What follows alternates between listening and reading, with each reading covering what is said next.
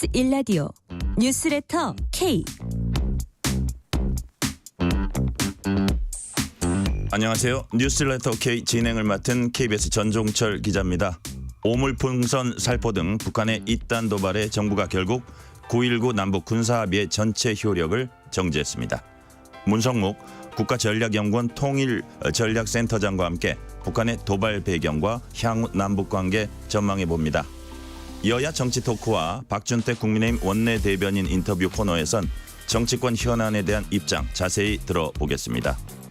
문자 샵 9730, 짧은 문자 50원, 긴 문자는 100원. 어플리케이션 콩으로 보내시면 무료입니다. 유튜브 KBS 1라디오 계정 채팅으로도 얘기 나누실 수 있습니다. 문자 보내주시면 추첨을 통해서 커피 쿠폰 보내드릴 테니까요. 여러분의 이야기도 많이 들려주세요. 뉴스레터 K 지금부터 시작합니다.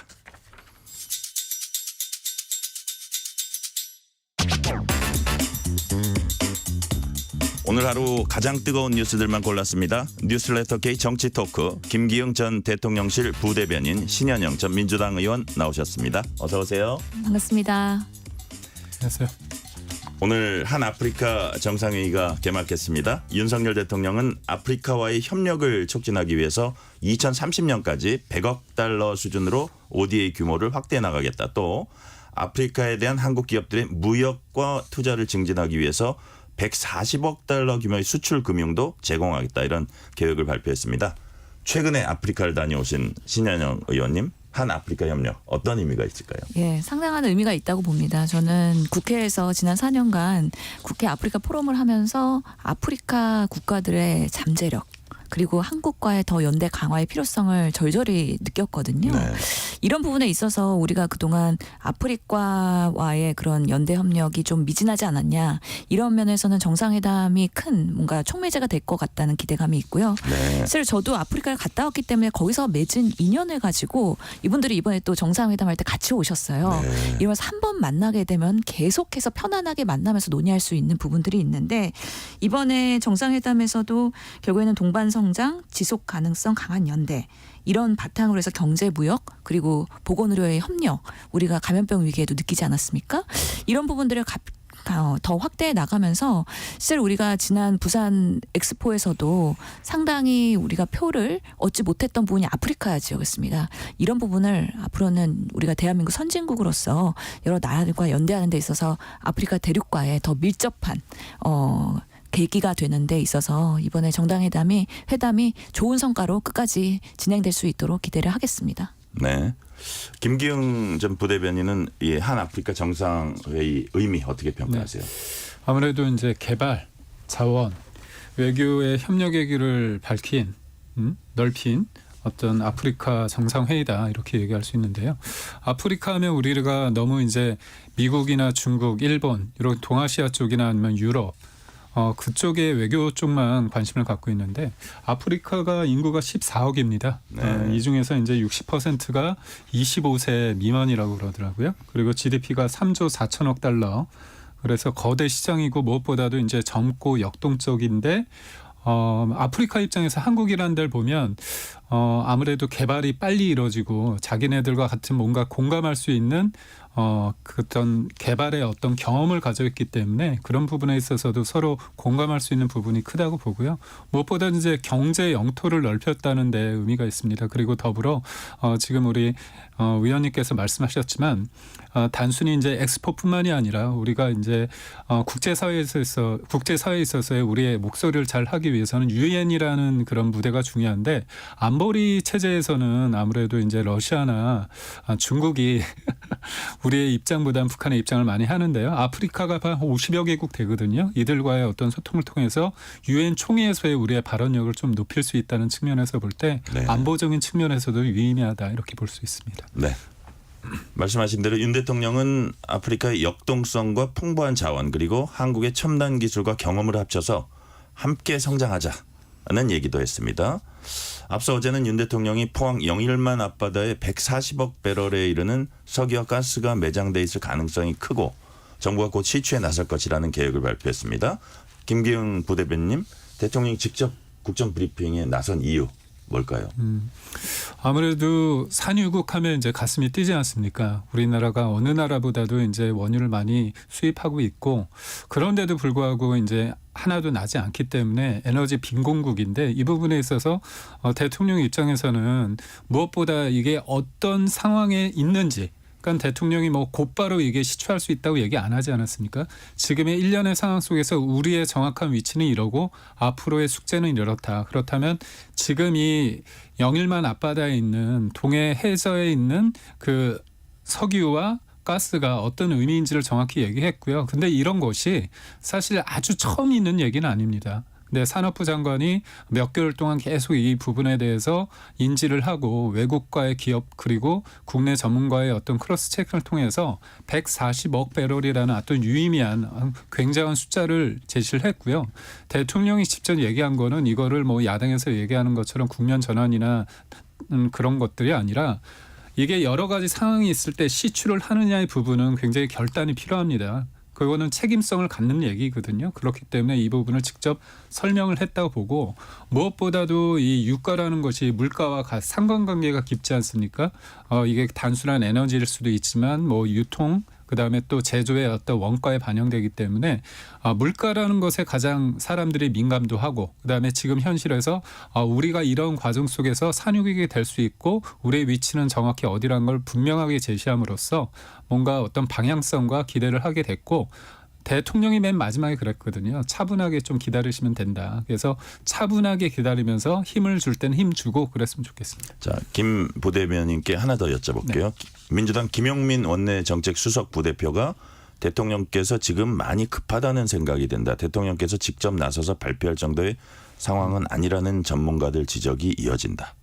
라고 평가했습니다. 이런 지적은 뭐 야당 입장에서 그럴 수는 있는데 저는 총선 이후에 사람들이 이제 대통령이 소통하는 모습을 보면서 이게 국무회의에서 앉아서 예전처럼 일방적으로 한 게 아니라 기자들 앞에서 얘기를 하고 본인이 설명을 할 수도 있지만 그 질문을 받을 수 있지만 이 부분에 대해서는 또 산업부 장관이 얘기를 한 거잖아요. 그러니까 일련의 흐름이 소통과 그다음에 민심, 청취 그런 부분에 있어서 요거를 그렇게 뭐 표현이 그렇지만 삐딱하게 볼 선은 아니다. 저는 그렇게 봅니다. 신현영 의원님. 예, 당연히 공방이 될 수밖에 없죠. 너무 깜짝 브리핑이었고 8분 전에 기자공지하고 4분 브리핑하고 사라지셨잖아요. 그러니까 뭔가 지지율 올릴 수 있는 긍정적인 메시지는 대통령이 해야 한다라는 절박감에서 지금 급하긴 급한가 보다라는 생각이 들 수 있고요. 실제로 지금 가능성은 20%라고 하는 거잖아요. 저도 뭐 석유가스 우리나라 산유국 됐으면 좋겠습니다. 그래서 이것이 희망 고문이 되지 않아야 된다. 우리가 예전에 박정희 대통령의 그런 뼈아픈 경험들이 있기 때문에 그리고 지금 석유가스에 대한 최소 35억 그리고 최대 140억 배럴이기 때문에 이 명확한 수치에 대해서 정말 그걸 구현할 수 있는지에 대해서는 앞으로 꼼꼼한 검증이 필요할 것이고 무엇보다도 지금 우리 국회나 대한민국 정부가 추진하고 있는 탄소 중립에 대한 부분에 있어서 정책이 그러면은 이제 석유가 나오고 석탄이 나오고 이렇게 된다면 과연 2050년 탄소 중립 규정의 로드맵과 어떻게 연동해서 갈 것이냐에 대한 고민도 같이 해야 된다는 부분에 있어서 이 개발에 있어서의 로드맵을 화석 연료 사용 감축과 같이 병행해서 대한민국의 기후 환경 위기에 대한 대안도 같이 마련해야 되는 지금 그런 또 중요한 과제를 얻게 된 거라고 생각합니다. 네. 자, 정부가 남북 간 상호 신뢰가 회복될 때까지 9.19 남북 군사합의 전체 효력을 정지했습니다. 김기흥 부대변인님, 정부 이번 조치로 뭐 어떤 게 달라지게 됩니까? 그러니까 실질적으로 9.19 군사 합의라는 것이 취지는 좋습니다. 물리적인 충돌을 막기 위해서 완충지대 안전 핀을 한다는 취지는 맞는데요. 이제 우리가 합의를 할 때는 뭐냐면 내가 지키고 당신이 지켜야지 이게 합의가 유지되는 거잖아요. 그러니까 북한의 도발이라는 부분 위성도 쏘고요. 그다음에 뭐 포격도 하고 심지어 보면 개성공단 연락사무소도 폭파시키지 않았습니까? 우리 공무원이 서해 공무원이 피살되고 또 시신을 또 불태우기까지 했고 일련의 흐름상 보면 이게 뭔가 하겠다는 의지보다는 도발을 계속 해오지 않았습니까? 그럼에도 불구하고 우리는 참았는데요. 그 참는다는 게 용인된다는 게 상대가 이쪽을 소위 말해서 깔보게 되면 안 되는 거거든요. 그러니까 이번에도 보면 계속 우리한테 도발을 했어요. 그리고 우리가 처음부터 이거에 대해서 곧바로 법적으로 대북 확성기를 재개하겠다 그게 아니라 처음엔 무대응으로 했습니다. 근데 260개, 70개 하다가 한 700개, 800개 하지 않았습니까? 이렇게 하면은 뭔가 도발을 계속하겠다는 의지이기 때문에 그렇다면 우리는 뭐냐면 예측 가능하게 우리의 강경한 우리의 원칙 대응을 보여주면 됩니다. 그렇기 때문에 우리가 대북 확성기에 대해서 재개를 할 수 있다는 어떤 의사를 비췄고요. 그걸 하기 위해서는 법적으로 9.19 합의에 대해서 무효화하는 것이 수순이 맞기 때문에 자연스러운 흐름이었다 볼 수 있습니다. 국민의힘 추경호 원내대표는 국민 안전 지키기 위한 불가피한 대응 조치라고 이제 김기웅 부대변인 말하고 비슷한 말씀하셨고요. 민주당 박찬대 원내대표는 문제 해결보다 한반도 긴장을 높여서 정권이 처한 위기를 모면하려는 나쁜 대책이라고 비판을 했습니다. 신영은 의원님 어떻게 평가하세요? 그러니까 윤석열 정권이 들어오고 나서 남북 관계가 경색 국면이 점점 악화되면서 결국에는 안보 불안과 안보 위기를 불러일으키는 거의 반복입니다. 이 안보 위기로 인해서 또 대한민국의 경제 위기가 같이 연동될 수 있는 부분인 만큼 결국에는 우리가 국방 예산을 이렇게 많이 쏟아붓고 있고 결국에는 오물풍선 받고 삐라 보내고 그다음에 대북도 방송하고 이런 방식으로 강대강 대치 국면에서의 싸움만 계속하는 이런 긴장한 관계를 계속 높이는 것이 결국에는 대한민국과 한반도의 건강한 뭔가 관계 개선을 위한 궁극적인 대안은 아닐 거라고 보거든요. 결국에는 이런 뭔가 싸움을 위한 정말 불안을 유발하는 그런 윤석열 정권이라기보다는 정말 어떻게 대화를 재개할 것이냐 그리고 협상은 어떻게 할 것이냐 상호 견제를 하면서도 또 이 관계 유지를 위한 전략은 무엇인가 이런 것들이 잘 보이지 않는다는 거죠. 그러면은 싸우지 않고 이길 수 있는 전략이 무엇이냐 윤석열 정부에서의 대북 전략이 과연 그런 것이 있느냐 이런 부분에 있어서 충분히 저희가 한 번도 경험을 하고는 설명을 들어본 적이 없는 거예요. 이런 부분이 정말 국민들이 전쟁 나는 거 아니야? 이런 불안을 유발할 수 있기 때문에 이런 부분에서의 국민 안심을 위한 대안들을 꼭 마련해야 된다. 그러면서 항상 이런 이슈가 나올 때마다 아쉬운 부분입니다. 김기웅 부대변인 아까 조금 말씀하셨는데 짧게. 노무현 전 대통령이 제주 해군기지를 건설을 추진하면서 뭐라고 얘기했냐면 어떤 평화의 땅에도 비무장은 없다 이런 얘기를 했거든요. 그러니까 우리가 이런 단호한 대응을 한다는 게 전쟁을 일으키고자 하는 게 아니라 결국 일관성 있는 태도를 보이면서 전쟁을 억제하는 겁니다. 한 예로 이번에도 우리가 대북 확성기 방송을 재개한다고 하니까 그쪽에서 어떻게 보면 수용하지 않았습니까? 더 이상 보내지 않는다고 얘기하지 않았습니까? 특히나 목함 지뢰 도발 때에도 그쪽이 대북 방송 관련해서 격렬하게 반발을 했지만 결국은 그쪽에서 북한에서 먼저 만나자고 해서 협의를 통해서 그게 해결이 됐습니다. 그러니까 제일 중요한 건 뭐냐면 자꾸 평화냐 전쟁이냐 이분법적으로 보는 게 아니라 우리가 지금 대화를 원해요. 윤석열 정부도 대화의 기조가 있습니다. 다만 그쪽이 어떤 행동을 했을 때 그에 맞는 비례적인 행동이나 아니면 그런 행동이 재발되지 않도록 예측 가능하고 지속 가능한 어떤 행동을 함으로써 이쪽이 넘볼 수 없게 하는 게 중요하다는 겁니다. 상응하는 조치는 있어야 한다. 이런 말씀이셨고요. 자세한 내용은 잠시 후 이어질 문성묵 국가전략연구원 통일전략센터장과 인터뷰에서 살펴보도록 하고 다른 이슈도 짚어보겠습니다. 다음 질문 넘어갈게요.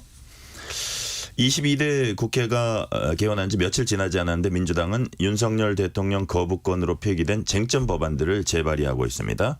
해병대원 특검법, 김건희 여사 특검법, 방송 3법 등 민주당은 입법 속도전에 나섰고 국민의힘은 대통령 거부권에 기댈 수밖에 없는 사실상 그런 상황인데 이 상황은 어떻게 보고 계세요, 신 의원님? 이미 예견됐던 상황이기 때문에 새롭지는 않다고 보고요. 놀랍지 않아요? 예. 이미 이번 총선에서 국민들께서 정권 심판을 하라고 192석의 범야권에 그런 자리를 주셨기 때문에 그 부분에 있어서의 수임사항을 충실히 하고 있는 거다. 그동안에 21대 국회에서 일하는 국회라고 했지만 실제로 통과되지 못하고 또는 통과됐으나 거부권이 상당히 많이 돌아왔기 때문에 이런 부분에 있어서의 불합리한 제도 개선을 위해서는 당연히 야당이 연대해서 목소리를 낼 수밖에 없고요. 여러 가지 특검법도 있고 그다음에 필요한 그런 개혁안 그리고 민생안들도 있을 텐데 이런 부분에 있어서 뭔가 국민들이 밀어붙이기로 보이지 않고 이건 정말 필요해. 그리고 야당이 할 일을 하는구나. 이런 모습을 보일 수 있도록 국민들과의 소통을 하면서 우선순위를 잘 정해야 될 것 같다는 생각이 듭니다. 김기웅 부대변인 어떻게 보세요? 이게 보면 거부권을 행사를 어떻게 보면 유인한다. 저는 그렇게 보고 있는 이유가 뭐냐면 여야가 합의하거나 그다음에 재정이 한정됐는데 재정을 남발할 수 있는 것들 그리고 또 하나들은 독수조항 같은 게 없다면 당연히 하는 겁니다. 그러니까 대통령제 관련해서 의회 해산권이 없지 않습니까? 그러면 국회에서는 법안을 낼 수 있는 권한이 있다고 하면 이거에 대해서 대통령은 이거에 대해서 거부할 수 있는 권한이 헌법적으로 있습니다. 그리고 이게 그 선거 이번 총선의 어떤 민의를 봤을 때 200석이 안 되는 그 마지노선이 있거든요. 그게 결국은 거부권을 무력화하지 말라는 거고 개헌에 대해서도 함부로 하면 안 된다는 거죠. 국민적 의사가 있어야 되는 거고 또 하나는 탄핵 소추에 관련해서도 일정의 선을 둔 겁니다. 그럼에도 불구하고 이거에 대해서 물들었을 때 노젓는다고 지금 강하게 하고 있는데 저는 총선 민의는 협의해서 협치를 해서 민생을 해결하는 것이라고 보지 지금 결국 어떻게 보면 이 특검 정국이란 게 과연 일반 국민들에게 서민들에게 어떤 의미가 있는지 저는 잘 모르겠습니다. 그러니까 특검으로 발의하니까 또 지금 오늘도 국민의힘이 특검을 발의했잖아요. 김정숙 여사의 특검. 이렇게 되면 이제 특검 공방으로 갈 수밖에 없고 특검이 필요하다는 거에 합리성을 오히려 반증하는 부분이 있기 때문에 결국에는 이렇게 강대한 대치로 앞으로는 당분간 유지되지 않을까 싶습니다. 다음 질문 넘어갈게요. 야당 의원 73명은 어제 방송 3법을 재발의했습니다. 공영방송 이사수를 늘리고 이사 추천권 대상을 방송통신위원회뿐 아니라 외부 인사로 확대하는 내용이 골자입니다. 민주당 언론개혁 TF가 오늘 첫 회의를 열었습니다.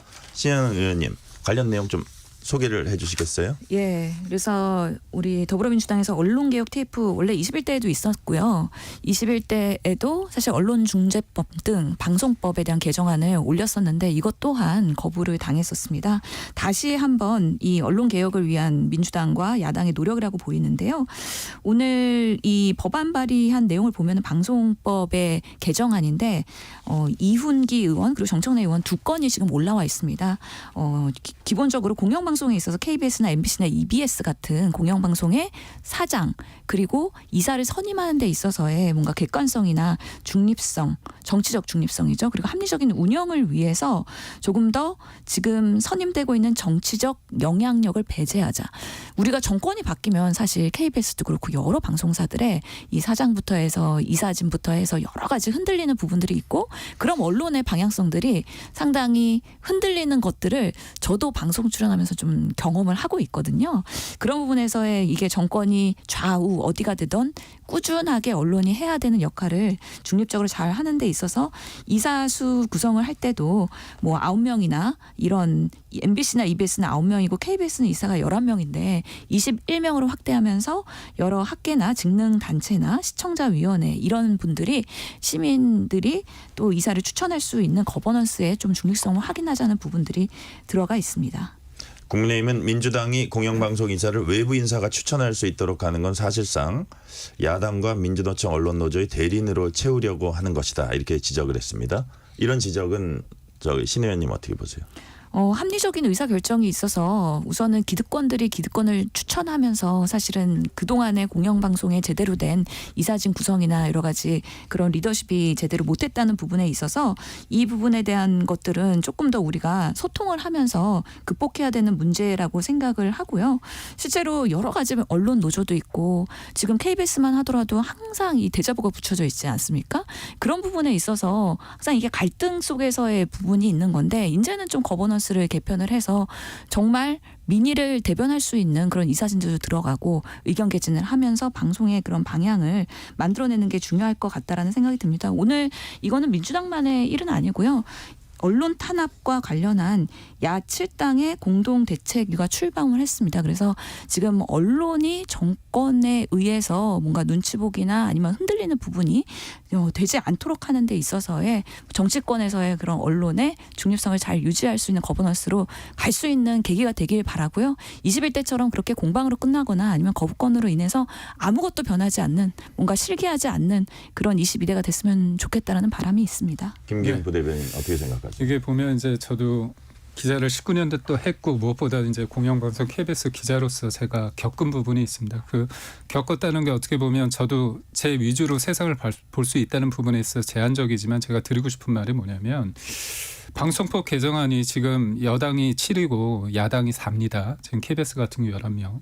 그때 2012년도에 문재인 당시 후보와 박근혜 당시 후보가 개정안을 내기로 했어요. 냈습니다. 7대 4를 7대 6으로 7대 4를 하되 이게 과반으로 해임하고 선임하는 데 있어서 그거를 특별 다수제에서 3분의 1을 하자고 했습니다. 그때 그 박근혜 정부 때 근데 그 부분에 대해서 그렇게 하고 싶었지만 야당 그 당시 여당에서 양보를 해서 KBS 사장 청문회가 도입됐습니다. 근데 그 당시에 그 이후에 실질적으로 그 청문회를 유일하게 통과한 사장, 고대영 사장이 통과됐을 때 문재인 정부 들어서 가지고 고대영 사장을 이사를 압박해가지고 내쫓았습니다. 여야가 합의한 유일한 사장이었습니다. 그때. 그리고 제가 또 드리고 싶은 말은 뭐냐면 그 이후에 민주당이 7대 4 이거를 7대 11명이지만 3분의 1 특별 다수제를 하자고 했는데도 불구하고 본인들이 여당이 됐을 때 개혁적인 사장이 못 온다고 하면서 그 부분을 받아들이지 않았습니다. 그러니까 결국 민주당이 지금의 그것을 얘기하기 위해서는 본인들의 잘못한 부분을 반성을 해야 돼요. 그리고 두 번째 드리고 싶은 거는 여러 방송학회 그다음에 미디어 관련 학회 시청자위원회 다양한 주체들이 있습니다. 맞아요. 그분들이 정확하게 중립을 지키거나 한쪽이 아니면 괜찮은데 그분들 중에 적지 않은 분들이 예전에 문제가 있던 분들이 있습니다. 그러니까 이미 좌파 카르텔이라고 국민의힘은 보고 있습니다. 한쪽으로 경도된 사람들이에요. 그럼 그 사람들이 방송을 추천했을 때 이사를 추천했을 때 한쪽으로 경도된 부분에 대해서는 없는 거거든요. 저는 민주당에 좀 하나 생각하고 싶은 게 뭐냐면 7대 4 여당 추천 야당 추천에 있어서 지금이 여당 추천이 많기 때문에 그거를 깨고 싶은 거예요. 근데 그 깨고 싶은 거를 본인들이 집권했을 때는 안 했습니다. 그러니까 결국은 지금 대통령 여당의 7대 4 이 구조를 깨고 싶은 거예요. 근데 이거는 국민의 선택을 받은 부분이 있고요. 인사청문회라는 걸 통해서 그걸 보정하고 있습니다. 근데 그런 것들에 대한 역사적인 맥락이나 기원에 대해서는 얘기하지 않고 지금 힘이 세니까 이걸 하고 이거를 정의롭다고 얘기하는 거죠. 저는 그 부분에 대해서는 문제가 많다고 봅니다. 김정학 씨가 정치권이 언론을 통제하려는 생각은 버려야 한다고 생각합니다. 이런 말씀 주셨고요. 방송 3법 개정안에는 방송 편성 규약 준수 의무하고 위반할 때 처벌할 수 있는 조항도 추가됐습니다. 이에 대해서는 김기용 부대변인 어떻게 생각하세요? 그러니까 허위 보도나 편파성 있는 어떤 보도 프로그램에 대해서는 분명히 어떤 액션을 할 수 있거든요. 근데 이제 그런 부분을 못 할 수 있다는 데 가장 큰 문제가 있고요. 이거는 방송의 자율성이나 어떤 경영진의 어떤 권리라고 할까요? 그런 부분에 대해서 원천 봉쇄하는 거거든요. 그래서 저는 이 부분에서 왜 의무화하고 이거에 대해서 안 했을 때 처벌까지 하는 부분에 대해서는 받아들이기 힘듭니다. 이 부분은 논의를 해봐야 될 것 같은데요. 실제로 제작하는 데 있어서의 자율성이 보장돼야 되는데 그렇지 못했던 여러 가지 사례들이 있었기 때문에 이번 정권 들어와서 언론 탄압을 하는 뭔가 입틀방을 당하는 아니면 언론에 대한 가이드라인을 제시하는 이런 부분들이 분명히 있었다는 거죠. 그러면서 방송통신심의위원회 위원들에 대한 역할에 대해서도 비판을 받을 부분이 있긴 한데 아무튼 이 방송 편성 규약 준수를 의무화한다는 거는 방송사가 취재, 제작, 종사자들의 의견 수렴을 하고 그다음에 제작 공표를 해야 되는 이 프로세스가 제대로 지켜져야 된다는 걸 한 번 더 강조하는 부분이고 그렇지 않을 때에 대한 페널티, 규약 미준수에 대해서 1년 이하 징역이나 3천만 원 벌금을 도입함으로 인해서 어떤 사장이나 어떤 이사진들이 들어오더라도 이런 제작자들에 대한 자율성은 보장을 해야 된다라는 규정들이 명시된 거기 때문에 이런 부분들까지도 이제 국회가 이제 개원을 하게 되면 충분히 논의할 수 있는 시기가 지금이다라는 생각이 듭니다. 언론 관련 질문 하나만 더 해볼게요. 정청래 민주당 의원이 지난 5월 31일 징벌적 손배제를 도입하는 언론중재법 개정안 등 언론개혁 4개 법안을 이제 발의를 했습니다. 민주당 양문석 의원도 언론중재법 추진을 위해 문체위에 지원했다 이런 입장을 밝히기도 했고요. 여기에 이제 언론 현업단체들은 강력히 반발하고 있습니다. 징벌적 손배제 일단 신현영 의원님 예. 어떤 취지입니까? 결국에는 이게 가짜 뉴스 아니면 정말 그냥 한번 써보고 그냥 사실이 아니면은 뭐 어쩔 수 없이 이런 방식으로의 기사들이 나오면서 실제로 그 기사의 당사자들은 피해를 받거나 정말 명예회복에 있어서의 문제가 있는 경우들이 많거든요. 그렇기 때문에 뭔가 언론에 있어서 기사를 쓰고 취재를 하는 과정에서 신중하고 팩트 확인을 더 많이 해야 된다라는 그런 부분들이 더 강조되고 있는 거고, 실례로 저도 이런 부분에 있어서 언론사가 소송을 한 적이 있습니다. 결국에는 100만 원, 제가 승소를 했기 때문에 100만 원에 대한 그런 판결을 받고서는 보상을 받았는데요. 변호사 서민비가 500만 원이었습니다. 그러니까 억울하게 가짜 뉴스로서 기사는 났고, 하지만 정정보도나 이런 부분들은 이미 기사가 났기 때문에 아무도 신경 안 쓰는 시점이 되는 거고, 그러면서 제가 오히려 변호사 서민비는 더 많이 쓰게 되는 거고, 이런 정말 기사로 인해서 피해보는 많은 사람들, 이런 부분에 있어서의 더 신중을 기하자는 징벌적 손해배제인데요. 이거 내용도 3배 이하이기 때문에 이 캡을 씌워놓은 부분입니다. 그렇기 때문에 과잉된 징벌적 손배제는 아니고 어느 정도의 그 가이드라인을 정해서 합리적인 부분으로서의 그런 규정을 마련했다는 건데, 21대 국회에서도 이게 동일하게 발의가 됐었는데 그 당시에도 결국에는 우리 당에서 이런 부분을 관철하지 못했던 아쉬움이 있는데, 그 당시에도 지금 하지 않으면 언론개혁 못한다라고 생각했기 때문에 22대 때는 한번 제대로 다시 한번 시도를 한다는 의미에서 이런 제대로 된 언론 환경을 만들고 올바른 기사를 쓰는 데 있어서 좋은 환경으로 만들 수 있는 부분들이 순기능으로 작용했으면 좋겠다는 생각이 듭니다. 네, 김기흥 부대변인 어떻게 생각하세요?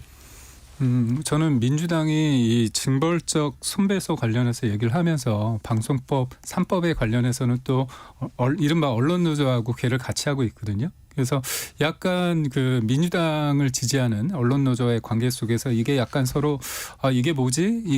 그런 부분에 있어서 좀 혼돈스러울 수도 있지 않을까 싶습니다. 네. 자, 그러면 이게 언론 현업단체들은 강력히 반발을 하고 있잖아요. 네. 왜 반발을 하고 있다고 보세요? 아무래도 이게 언론의 보도에 대해서 잘못된 부분에 대해서는 지금 이른바 구제할 수 있는 게 여러 가지가 있습니다. 반론 보도도 있고요. 정정 보도도 있고, 이게 또 거기에서 뭔가 조율이 이루어지지 않으면 그게 민사적인 부분도 있거든요. 그리고 무엇보다도 언론의 잘못된 보도나 그런 부분에 있어서는 팩트 체킹을 통해서 자정 노력을 통해서 하는 게 가장 좋은데, 물론 이제 언론이 진영화되기 때문에 사실에 관 거보다는, 그러니까 언론이 물론 정치화되고 있는 그런 어떤 소위 말해서 저는 그렇습니다. 뭐 특정 언론에 대해서, 특정 노조에 대해서 말하기는 좀 그렇지만 좀 과하게 언론 노조가 정파적인 어떤 입장을 띠고 있는 부분에도 있기 때문에 그런 부분에 있어서는 또 달리 이런 게 또 필요하다고 생각하는 분들도 없지 않아 있는데, 그거는 뭐 좀 바라보는 관점에 따라서 다를 수 있기 때문에 이 정도로 말씀하신 하겠습니다. 대로 그 언론 현업단체들은 과도하게 언론의 자유랄까 이 여지를 좀 위축시킨다, 이렇게 이제 반발을 하고 있는 거고요. 오늘은 시간 관계상 여기까지 말씀 듣겠습니다. 김기흥 전 대통령실 부대변인, 신현영 전 민주당 의원이었습니다. 감사합니다. 감사합니다. 고맙습니다. 교통정보센터 서희영 리포터 나와주세요. 네, 이 시각 교통정보입니다. 오늘은 퇴근 정체도 일찍 시작됐는데 곳곳에 사고가 있습니다. 먼저 서울 시내 강남순환로 성산 방향 서초터널을 사고 나서 2, 3차로 2개 차로 통행이 어렵고요. 여파로 서남 영업소부터 밀립니다. 올림픽대로 하남 쪽은 한강대교에서 청담대교까지 정체인데요. 그 사이 한남대교 가기 전 3차로에는 고장난 차가 서 있어서 조심하셔야겠습니다. 고속도로는 중부고속도로 하남 쪽 진천 나들목 진출로에 화물차 사고 나서 1차로 통행이 어렵습니다. 또 남이천 나들목과 하남 일대로 짧은 정체 보이고요. 평택 시흥고속도로 시흥 방향 조원 부근 1차로에 발생한 사고 처리 중이고, 이후 마도분기점에서 남한산까지 정체가 깁니다. 나란히 가는 서해안고속도로 서울 방향 서평택 분기점에서 화성휴게소까지 정체고요. 이후 팔탄과 매송휴게소 일대로 밀립니다. 또 일찍부터 금천까지도 교통량 많습니다. 수도권 제1순환고속도로 판교에서 일산 쪽, 시흥에서 송내까지 정체고, 반대 일산에서 판교 쪽은 자유로에서 송내까지 정체입니다. 경기 동쪽에서는 구리에서 판교 방향, 성남 요금소에서 판교까지 교통량이 많은데요. 그 사이 판교 분기점 5차로에 고장난 승용차 처리 중이라서 차로 변경에 유의하셔야겠습니다. KBS 교통정보센터였습니다. 퇴근길, 당신과 함께 읽는 세상 이야기. KBS 1라디오 뉴스레터 K.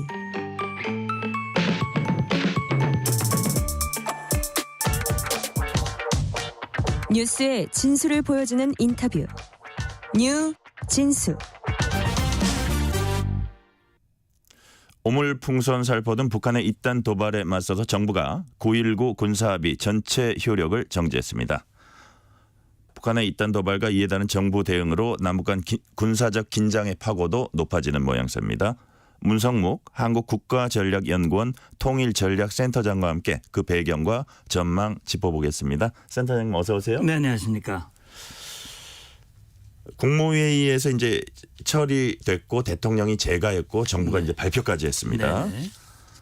북한의 오물풍선, 위성 항법 장치, GPS 교란 등 도발을 잇따라 했어요. 네. 그러니까 이제 9.19 합의 전면 효력 정지를 결정한 건데 그렇다면 9.19 남북 군사 합의는 이제 폐기 수순에 돌입했다 이렇게 봐도 되는 건가요?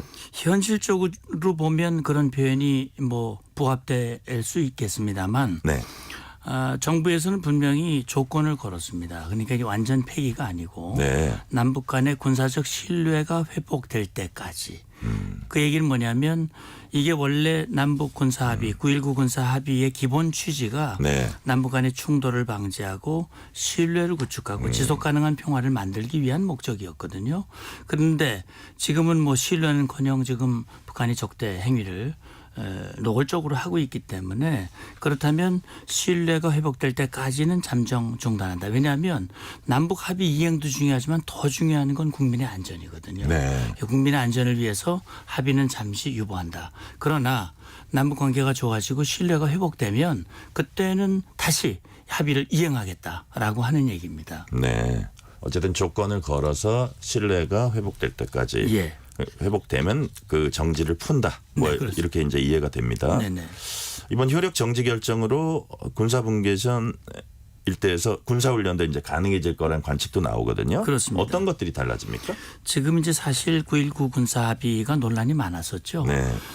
당시 문재인 정부는 어쨌든 남북 간의 군사 대화를 촉진하고 네. 그다음에 충돌을 방지하고 신뢰를 구축해서 정말 평화 상태를 만들어가자라는 뭐 취지는 좋습니다. 그렇게 평화 상태가 되면 북한의 핵 개발도 명분이 없어지는 거니까 좋지 않냐. 그렇다면 우리가 조금 손해를 보더라도 합의를 해주자. 그동안 북한이 우리에게 요구해왔던 것들이 있습니다. 예. 예를 들면 비무장지대 상공에서 비행을 금지하고 정찰 행위를 못하도록 우리가 정찰 역량이 북한보다 압도적으로 위에 있거든요. 네. 두 번째는 군사분계선 5km 이내에서는 군사훈련을 못하게 그렇게 해왔었습니다. 그리고 특히 이제 중요한 건 뭐냐면은 이 서해 완충수역이라는 걸 만들어가지고 네. 그 완충수역에서는 함정이 훈련도 못하고 특히 우리는 서해 5도가 있습니다. 백령도, 대청도, 소청도, 연평도 여기에 우리 포병 화력들이 배치되는데 예. 사격을 못하게 만들어버렸어요. 그러면 서북5도는 북한하고 사거리 내에 있기 때문에 늘 이 방어 태세를 유지해야 되는데 네. 거기에는 포병 전력들이 훈련을 못하는 포사격을 못하니까 육지 나와가지고 연습을 합니다. 이건 사실은 우리 안보에 결정적인 치명타거든요. 네. 그래서 굉장히 안타까웠었는데 이번에 어쨌든 이렇게 해서 전체적으로 효력을 정지시켰기 때문에 이제 군사분계선 일대에서 북한이 혹시 도발을 하면 우리가 즉각 대응할 수 있는 훈련 대비태세를 갖출 수 있고요. 특히 서북고도 서북도서에서 대비태세를 갖추고 전방 지역에서 북한이 이제 하마스 그 이스라엘 공격을 보면 네. 기습적으로 했지 않습니까? 네네. 우리가 정찰 역량을 높이고 정찰 태세를 갖추면 뭐 얼마든지 그 기습을 막을 수 있고 특히 이번에 오물풍선 날렸지 않습니까? 날린 것에 대해서 북한이 다양한 도발에 대해서 우리가 군사적으로 선택할 수 있는 대응 조치들이 굉장히 많아진 겁니다. 네. 이번 이 조치를 통해서 저는 그렇게 보고 있습니다. 근데 9.19 남북 군사합의 이미 북측에서 지키지 않겠다 이런 뜻을 밝히기도 했었고요. 실제로 위반이 아주 비일비재하게 있었거든요. 네. 그러면 그동안에도 사실은 별 의미가 없었던 게 아니냐는 얘기도 또 있어요. 맞습니다. 정확한 말씀입니다. 2018년 9월 19일 날 합의서가 타결이 되고 네. 초기에는 북한도 조금 지키는 척했습니다. 그래서 예를 들어서 JSA 공동경비구역의 비무장화 그 회의에 나와서 이제 권총도 안 차고 네. 비무장하자 이것도 했고요. 그다음에 GP 중에 시범적으로 10개를 폭파하자. 그것도 시행을 했습니다. 네. 그리고 이듬해 유해 발굴을 위해서 통로를 내고 지뢰를 제거하자. 초기에는 좀 지키는 그런 모양새를 보였지만 그 뒤로는 전혀 안 지켰어요. 그게 시점이 뭐냐면 2019년 2월 하노이 노딜 이후에 북한은 모든 대화를 단절하고 남북 합의 이행을 중단시켰습니다. 이 합의를 안 지켰죠. 안 지키는 정도가 아니라 노골적으로 위반을 하는데 네. 사실 김정은 직접 창린도를 찾아가서 사격해 그랬습니다. 거기서 사격 안 하면 안 되는 걸 김정은도 모를 리가 없는데 네. 그렇게 해서 국방부가 모두 북한의 합의 위반을 전부 숫자를 셌는데 3,600번이 넘습니다. 와, 많이 됐네요. 예, 6년도 안 되는 그 기간 동안 그러니까 사실상 3,600번의 바이올레이션. 예, 유명무실한 그런 합의가 이미 됐는데 네. 작년에 북한이 군사정찰 위성을 발사했잖아요. 그건 북한이 정찰 역량을 높이는 겁니다. 그렇다면 우리가 군사분계선 일대에서 그동안 묶어놨던 비행 정찰 금지 이건 안 되니까 작년에 국무회의를 통해서 그러면 9.19 군사합의 1조 3항만 한시적으로 효력을 정지시킨다라고 발표하니까 북한이 팔끈해가지고 마치 그동안 9.19 군사합의에 구애 받아온 것 같이 이제는 구애를 안 받겠다. 완전 폐기하겠다. 사실은 이렇게 마구 어겼었는데. 있으나 없으나 아무런 상관이 없이 행동을 하다가 예. 마치 우리가 그걸 먼저 폐기한 것 같이 이렇게 예. 책임을 전가하는 전형적인 그런 행태를 보인 거죠. 관심을 끄는 부분이 대북 확성기 방송 재개 여부입니다. 일단 9.19 합의 효력 정지로 확성기 방송 재개 위한 이제 준비 움직임은 있는 것 같고요. 그런데 현행 남북 관계 발전법에 확성기 방송을 이제 금지하고 있어서 이게 법 개정 사항인가 봐요. 예. 예. 그래서 권영세 의원도 해당 조항 손볼 필요 있다 이렇게 얘기를 했거든요. 통일부 장관 출신 아니겠습니까? 그렇습니다. 네. 근데 사실은 뭐 통일부 장관을 하신 분이 그런 말씀을 하셨으니까 제가 거기에 대해서 뭐 토를 달 수는 없습니다만 다만 지금 남북관계발전법 24조의 지금 근거에 보면 1항에 확성기 방송을 하지 못하도록 되어 있는데 네. 24조의 제목이 남북 합의서 위반 행위의 금지입니다. 그런데 23조 조항을 보면요. 네. 남북 합의가 있더라도 국가 안이라든지 중대한 변화가 있다고 판단이 되면 대통령이 결정해서 합의 효력을 정지시킬 수가 있습니다. 그러니까 저는 뭐 법 전문가가 아니라서 개정을 안 해도 된다고 예, 보시는 법을- 거예요? 아니 왜냐하면 지금 국무회의에서 예. 또는 지금 대통령실의 판단은 9.19 군사 합의의 정지만으로도 얼마든지 선택지가 있다. 다시 말하면 확성기의 재개도 가능하다라고 판단하는 것은 제가 볼 때는 합의를 정지시켜버리면 정지된 합의를 이행할 의무도 없는 거거든요. 네. 그러니까 24조라는 게 합의 위반을 금지하는 건데 합의 자체가 죽었는데 그걸 위반한다는 자체는 의미가 없는 것이기 때문에 그래서 저는 정부가 그런 판단을 하지 않았을까 싶고요. 그걸 떠나서 북한이 합의를 노골적으로 위반하면서 네. 우리 국민을 위해하는 행위를 하는데 이 법조항에 이 묶여가지고 얽매여서. 예. 우리 국민의 안위와 국가의 안전을 지키는 이 자체를 스스로 못하게 하는 것은 저는 맞지 않다고 봅니다. 네. 저는 그런 차원에서 봐서 이 법을 만든 분들이 나서서 이거 구애받지 말고 우리 국민의 안전에 우선적으로 조치를 했으면 좋겠다라는 그런 의견들을 좀 국회에서 좀 냈으면 좋겠습니다. 북한이 지목한 이번 사태 원인 가운데 하나가 남측의 대북 전단 살포였는데 네. 이 부분과 관련해서는 지난해 관련법 조항에 대한 이제 위헌 결정이 내려졌고요. 정부 차원에서는 표현의 자유라는 이유로 제한하지 않겠다는 뜻을 분명히 했습니다. 이제 남측의 전단 살포는 탈북자 단체로 대표되는 이 민간 판단이지만 접경 지역에서는 또 긴장 고조 우려도 나와요. 이 전단으로 인한 그 부분은 어떻게 보세요? 예, 물론 이제 이 민간 단체가 전단을 보내는데 그걸로 인해서 북한이 반발을 하고 특히 군사 도발로 이어지면 그게 이제 우리가 또 대응하는 과정에서 네. 긴장이 고조될 수 있습니다. 그런 차원에서 저는 그런 생각을 합니다. 이 탈북 민간단체에서 전단을 보내는 것은 저는 선의로 해석을 한다면 그분들이 북에서 속아 살아왔고 이 땅에 와보니 북에 있는 가족, 친지, 지인들이 속아 사는 것은 안 된다. 결국은 근본적으로 전단을 보낼 수밖에 없는 것은 북한 정권이 네. 북한 주민들의 알 권리, 알 표현의 자유 이런 것들을 완전히 구속하고 억압하고 있기 때문에 동족으로서 그걸 문제를 해결하기 위한 충종으로 저는 하고 있다고 봅니다. 다만 그 하는 과정에서 군사적 긴장이 고조가 되고 우리 국민들의 안전에 위해가 될 수 있기 때문에 저는 그렇게 하시는 분들도 자신의 원래 목적을 달성하는 것도 있지만 우리 국민의 안전을 위해서 그걸 노골적으로 공개적으로 자극하면서 하지 않는 지혜도 좀 필요하지 않을까 하는 생각이 들고요. 저는요 지금 이번에 NSC와 정부가 합의 효력 정지 조치를 취했고 북한이 추가적으로 오물풍선을 살포한다든지 GPS 교란이나 우리 국민에게 위해를 가하는 그런 행위를 한다면 선택지가 많아졌기 때문에 북한도 그런 도발이나 이런 조치를 할 때 자기들에게 오는 불이익이 무엇일까를 계산하고 하거든요. 네네. 그래서 이번 같은 경우도 우리가 북한 정권이 감내하기 어려운 조치들을 착수하겠다라고 하자 5시간 만에 일단은 중단했어요. 중단하겠다라고 얘기를 했거든요. 예. 그런 차원에서 봤을 때 아마도 북한도 그런 계산을 전 하리라고 봅니다. 북한이 뭐 오물풍선이다, GPS 교란이다, 대규모 방사포 사격까지요. 여러 가지 도발을 이제 동시다발적으로 했는데 지금 이 시기에 북측이 이렇게 긴장을 끌어올리는 그 속내 배경이 어디 있을까요? 저는 조금 더 큰 안목으로 네. 거시적인 안목으로 볼 필요가 있다고 생각을 하는데요. 왜 그러냐면 김정은 입장에서는 긴장이 고조될수록 좋습니다. 왜 그러냐면 김정은 자신이 지난 연말에 남북 관계를 동질 동족 관계도 아니고 이제는 교전국 관계다. 네. 그리고 저 한국 것들은 자기들이 모든 가지고 있는 핵 미사일 모든 역량을 동원해서 초토화시키고 영토를 평정시켜버리겠다.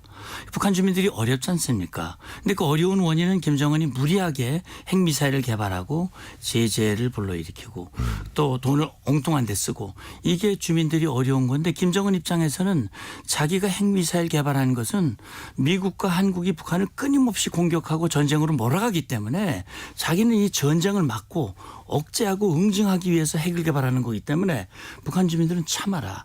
내가 하는 건 잘하는 거야. 그걸 주민들을 지키는 거네요. 그렇죠. 그죠? 정당화시키려면 김정은의 논리는 정당화시키려면 긴장을 고조시켜야 됩니다. 네. 그러려면 사실은 지금 한국과 미국이 북한을 공격한 적이 없습니다.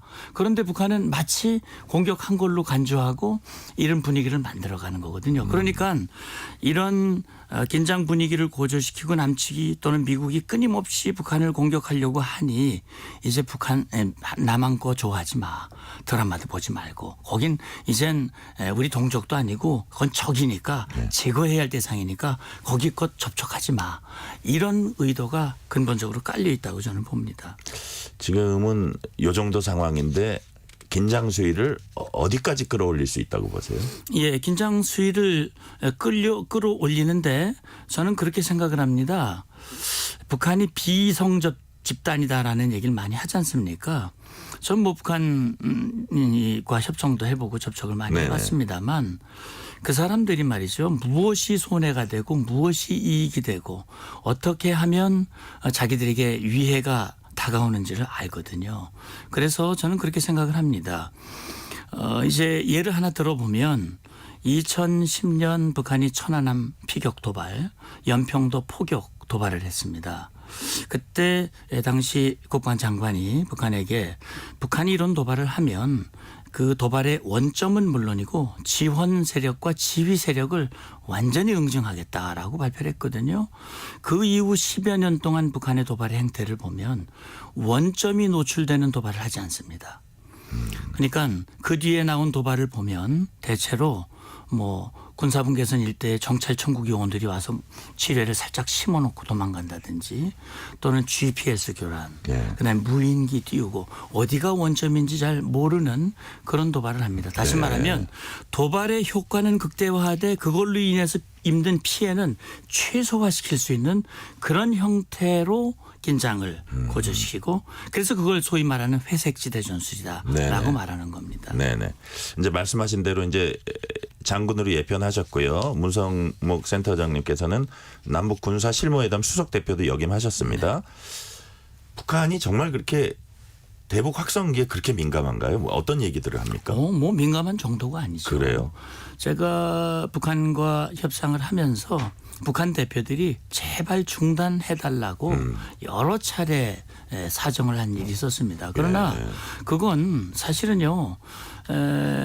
앞서 제가 말씀을 드렸습니다만 우리 헌법 3조에 보면 북한도 우리의 영토고 북한 주민도 우리의 국민입니다. 그래서 탈북 자유를 찾아서 탈북하는 분들에게는 조건을 달지 않고 우리 국민으로 인정을 하거든요. 네네. 북에 있는 우리 동포들에게 알 권리를 보장해 주는 것 이게 사실은 우리 확성기라든지 과거 2000년 이전에는 우리 군이 나서서 풍선도 보냈었습니다. 그러나 북한 측이 우리에게 사정을 해가지고 2000년 6.15 정상회담 때 네. 풍선 날리는 건 일단 중단했습니다. 그러나 확성기 방송 우리가 중단하지 않았어요. 아마 앵커님도 기억하실지 모르겠습니다만 확성기뿐만이 아니라 네. 전광판이라는 것도 있었습니다. 그렇죠. 그렇죠. 전방 지역의 중요 OP에 예. 전광판이 11개소에 있었습니다.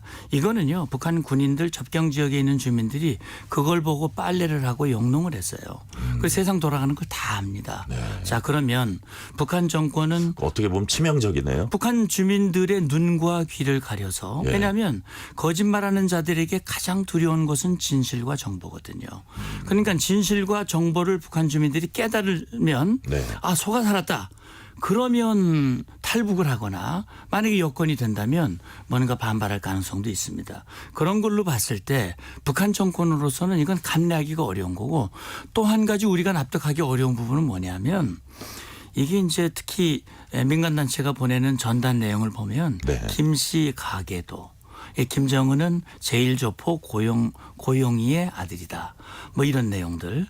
북한 김씨 정권들이 백두혈통 이 정권들이 정치를 잘못해서 북한 주민들이 지금 어렵게 살고 있다. 이걸 얘기해 주거든요. 이걸 북한식 표현으로 얘기하면 최고 존엄을 모독하는 겁니다. 그럼 밑에 참모들이 최고 존엄을 모독하는데 뭔가 안 할 수가 없어요. 그러니까 회담에 나와서도 저한테 뭐 전단이라든지 뭐 이런 거에 대해서 책상을 치면서 핏대를 올리면서 항의를 하고 그랬었거든요. 그러니까 결국은 북한 주민들에게 정보가 들어가고 특히 이게 보면 우리 그 확성기 방송에서 틀어주는 그 내용이 네. 뉴스와 함께 감미로운 우리의 음악입니다. 그러면 북한 군인들도요. 북한 군인 전방 지역에 뭐 5년 10년씩 근무합니다. 그러면 거기 앉아가지고 우리 남한 음악 들으면은 정말 좋죠. 네. 사실 탈북 군인들 그 증언을 들어보면 자기들 쫄병들끼리 신고할 때 남한 가요 한 곡 부르기 뭐 그런 게 있답니다. 네. 그러니까 북한 정권으로서는 이 확성기가 정말 치명적이고요. 네. 그 단적인 증거가 2015년에 있었습니다. 네. 2015년에 북한이 목함지뢰 도발을 했을 때 당시 정부가 꺼졌던 확성기를 11년 만에 다시 켰거든요. 김정은이 그걸 보고 깜짝 놀래가지고 당장 끄라. 안 끄면 준전시 상태에 들어가겠다. 근데 우리가 안 끄죠. 안 끄니까 그때 당시에 이 뭡니까 황병서 네. 김양건 내려보내가지고 네. 이 판문점에서 2+2 회담이 있었습니다. 네. 대화가 재개된 거네요. 제가 돼가지고 거기서 합의를 했거든요. 8.25 합의라는 게 있는데 네. 거기서 북한이 목함지뢰 도발에 대해서 정식으로 사과했습니다. 남북회담 사상 북한이 도발한 것을 남북회담 합의서에 사과하는 표현을 쓴 것은 유일무이합니다. 아, 그랬군요. 예, 그 끄기 위해서. 그러면 센터장님은 지금 상황도 네. 대화 재개로 이어질 수도 있다. 아, 그건 뭐 당장은 아닙니다. 예, 예. 왜냐하면 김정은이 두 국가론을 선포를 했고 예. 모든 걸 단절하고 있기 때문에 그 기조가 바뀌지 않는 한은 당분간 대화는 쉽지 않을 겁니다. 그러나 모든 상황이라는 건 변하게 돼 있기 때문에 네. 지금은 중국과 러시아가 뒷배를 봐주고 김정은이가 그렇게 아쉽진 않지만 그러나 상황이 변해서 달라진다면 예를 들어 우크라이나 전쟁이 끝나고 푸틴의 생각도 달라지고 예. 또 시진핑의 생각이 달라지면 김정은도 다급하고 남측과 뭔가 아쉽게 뭔가 손을 내밀어야 될 그런 상황이 온다면 뭐 언제든 북한은 다시 나오게 돼 있습니다. 네. 마지막으로 하나만 네. 더 질문 드릴게요. 대북 확성기 방송 재개와 함께 우리가 또 쓸 수 있는 카드가 뭐가 있을까요? 시간은 한 3, 40초 남았습니다. 네. 죄송합니다. 저는요. 뭐 그거 말고도요. 예. 앞서 말씀드렸습니다만 우리 군 당국이 북한이 오물풍선 날렸듯이 우리 군 당국도 북한이 풍선 다시 날릴 수 있습니다. 네. 그리고 전광판 다시 킬 수 있습니다. 우리는 뭐 선택지가 얼마든지 있습니다. 그래서 이건 북한 당국 학위에 달려 있다. 북한 정권이 분명히 알아야 됩니다. 네. 좋은 말씀 많이 들었고요. 오늘 말씀은 여기까지 듣겠습니다. 지금까지 문성목 한국국가전략연구원 통일전략센터장이었습니다. 센터장 감사합니다. 감사합니다. 뉴스레터 K 1부 순서는 여기서 마치고 2부가 이어집니다.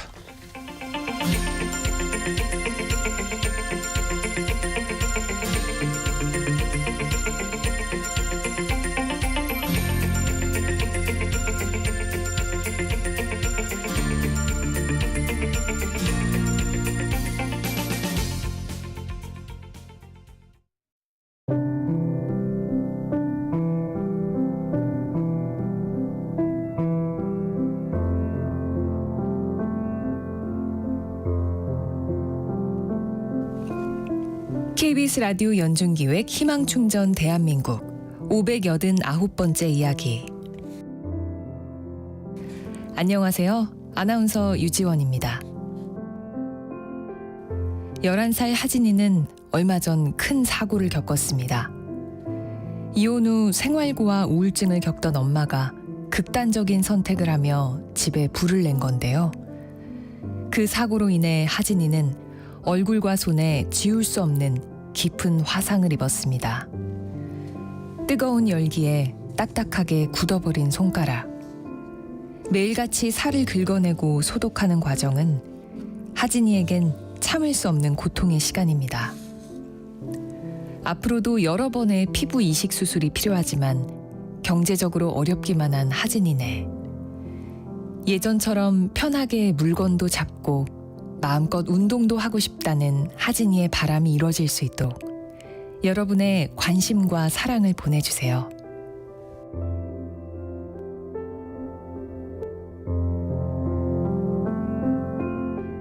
여러분의 따뜻한 손길이 희망의 빛이 됩니다.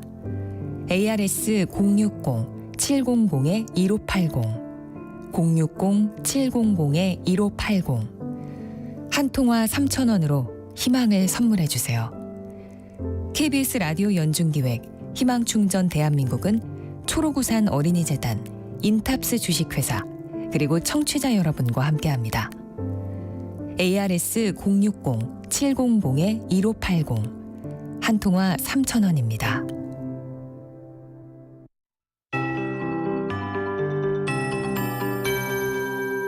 KBS 58분 날씨.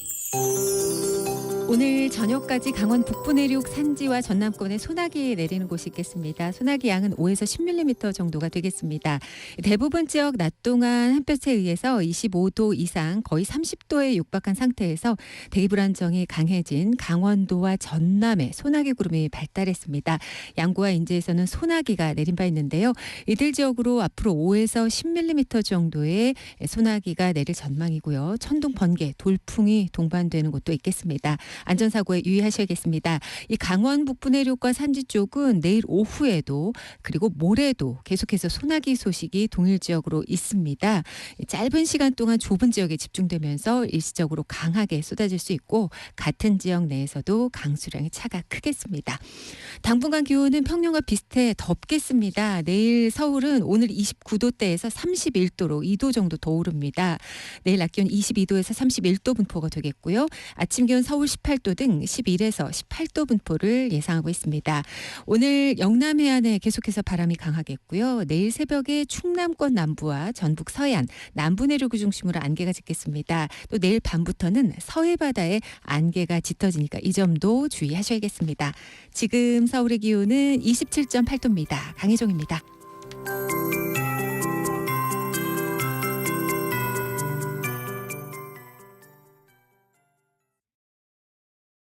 정성을 다하는 국민의 방송 KBS가 6시를 알려드립니다.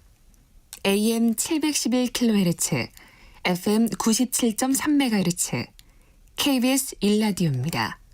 HLKA.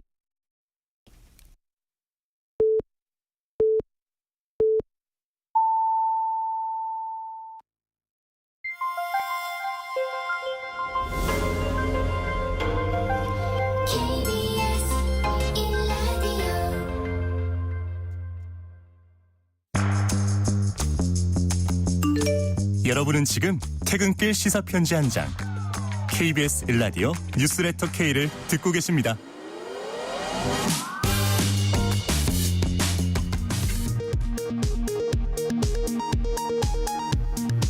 이 시각 라디오 정보센터 뉴스입니다. 윤석열 대통령이 국무회의에서 의결된 9.19 군사합의 전부 효력 정지안을 제거했습니다. 정부는 남북 신뢰가 회복될 때까지 합의 효력은 계속 정지될 것이라고 밝혔습니다. 정부의 9.19 합의 효력 정지에 대해 국민의힘은 북한의 도발에 단호한 대응을 주문했습니다. 반면 더불어민주당 등 야권은 정권이 처한 위기를 모면하려는 나쁜 대책이라고 비판했습니다. 우리나라가 처음으로 아프리카 국가들을 상대로 개최하는 다자회담인 한아프리카 정상회의가 오늘 개최됐습니다. 양측은 공동선언에서 교역과 투자를 중심으로 협력을 강화하기로 합의했습니다. 오동훈 공수처장이 해병대원 순직 사건 외압 의혹 수사와 관련해 진실을 파헤칠 때까지 법과 원칙에 따라서 열심히 조사할 예정이라고 밝혔습니다.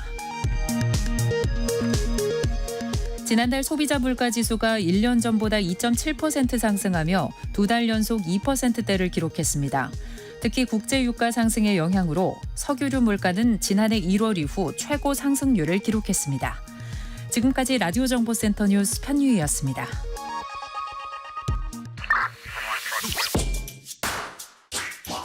뉴스의 진수를 보여주는 인터뷰, 뉴진수.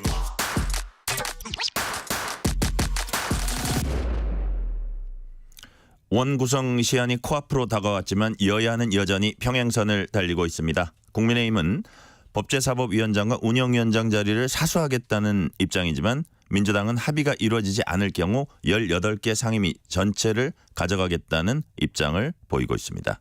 이 내용 포함한 국회 현안들에 대한 여당 입장, 국민의힘 박준태 원내 대변인에게서 들어보겠습니다. 의원님 어서 오세요. 예, 안녕하세요. 초대해 주셔서 감사합니다. 당선 축하드립니다. 고맙습니다. 네. 박준태 의원님은 이제 초선 의원입니다. 22대 국회 이제 막 등원을 하셨을 텐데 예. 그 소감부터 좀 들어볼게요. 무척 떨리고 또 기대감이 있는데 어깨가 너무 무겁습니다. 참 민생 현안들이 산적해 있고 국회가 해결해야 될 숙제들이 너무 많은데 제대로 아직 일을 시작을 못하고 있어서 국민께 죄송하고 마음이 무겁습니다. 지금 배지가 조명에 반짝반짝 빛나고 있거든요. 예. 이 배지의 무게가 좀 느껴집니까?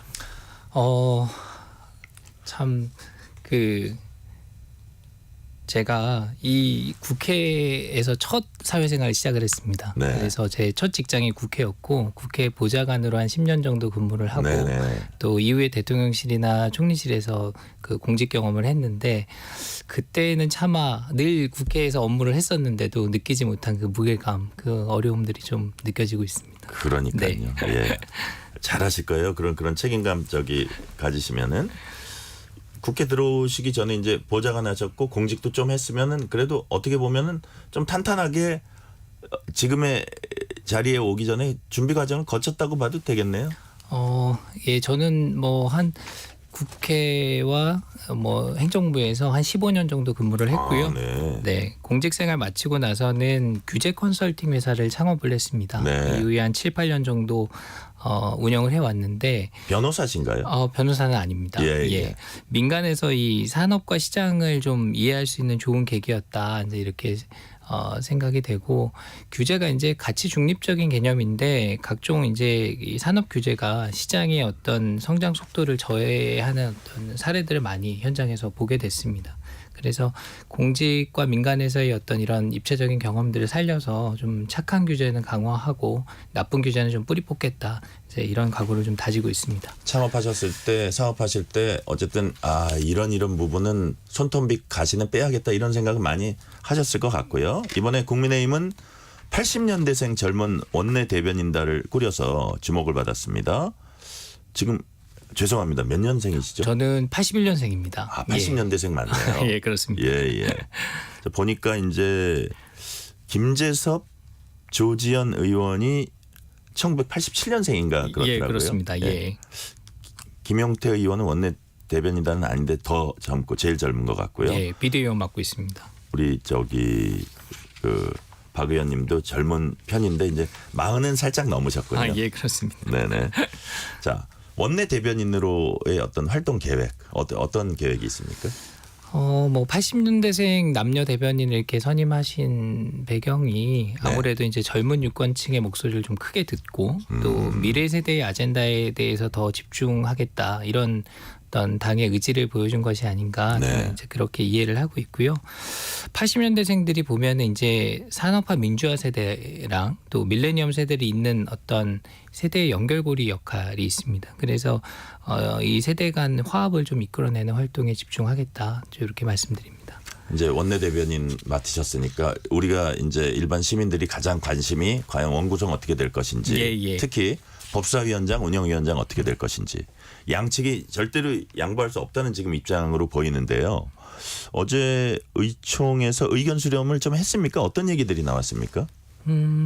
예, 말씀 주셨지만 이제 우리 당의 기본 입장은 국회의 어떤 전통과 관례에 따라서 국회의장과 법사위원장을 나눠 맡자는 것입니다. 국회의장과 이 법사위원장을 1, 2당이 나눠 맡아서 좀 국회 안에서 건전한 균형 관계를 좀 형성해서 운영을 해야 된다. 그것이 국회의 오랜 관례였다. 이 말씀을 드리고요. 아울러서 이제 운영위원장은 집권 여당이 맡아야 된다는 겁니다. 그게 제가 좀 소개드릴 말씀이 있는데요. 운영위원장은 국정과 국회 운영 책임성 및 안정성을 위해 여당이 위원장을 맡아온 것이다. 이게 지금 국회의장 후보자로 이제 선출되신 우원식 의원님께서 당시 원내대표 때 하셨던 말씀입니다. 이 말씀 그대로 좀 책임성 있는 운영을 위해서 운영위는 반드시 여당이 해야 된다. 그것이 13대 국회부터 한 번도 바뀌지 않고 이뤄져온 어떤 국회의 전통이다. 이렇게 좀 말씀을 드리고요. 지금 이제 여야 간의 어떤 협상 과정을 보면 조금 이 국민의힘 의원들은 좀 민주당에게 좀 실망감과 좀 서운한 마음을 좀 가지고 있습니다. 어제 의총에서도 이제 그런 감정들이 좀 표출이 됐는데요. 저희가 또 협상에 방해가 될까봐 공개적인 발언을 좀 삼가고 있습니다. 그런데 이 여야 간의 협상을 한다는 것은 사실 신뢰가 바탕이 돼야 되는 겁니다. 그래서 결국은 협상 과정에서 있었던 일들은 협상이 모두 끝나고 나서 공개를 하는 것이지 중간에 언제 만났다, 만날 예정이다, 무슨 얘기를 했다 이런 것들은 이제 보통은 이제 이 물밑에서 이제 운영을 하는데 그런 부분들도 언론에 공개를 하시고 그리고 또 원구성 협상이 끝나기도 전에 상임위원들 명단을 먼저 짜서 공개를 먼저 해버리셨고 이제 그런 것에 대해서 이제 민주당의 협상 전략상 그렇게 하시는 부분들을 좀 이해를 하지만 저희는 좀 서운하다 이런 말씀을 드립니다.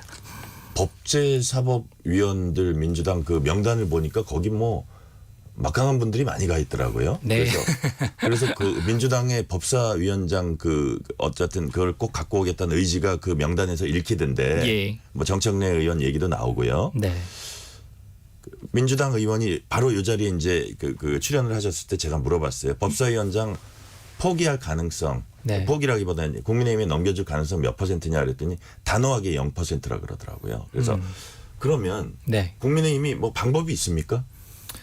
글쎄요. 저희가 뭐 다수당과 협상을 하는 게 참 어려운 문제인데 국회는 어쨌든 원구성을 할 때는 어렵더라도 또 시간이 걸리더라도 서로의 입장을 충분히 듣고 그 협상의 어떤 과정들을 이제 국민이 지켜보시는 가운데에서 좀 납득할 수 있을 만한 결과를 내기 위해서 굉장히 노력을 많이 해왔습니다.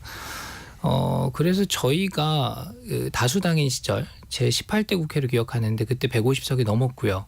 범여권으로 치면 170석이 넘었습니다. 그때 원구성 협상이 잘 안 돼서 우리가 협상 시한이 89일이 걸렸습니다.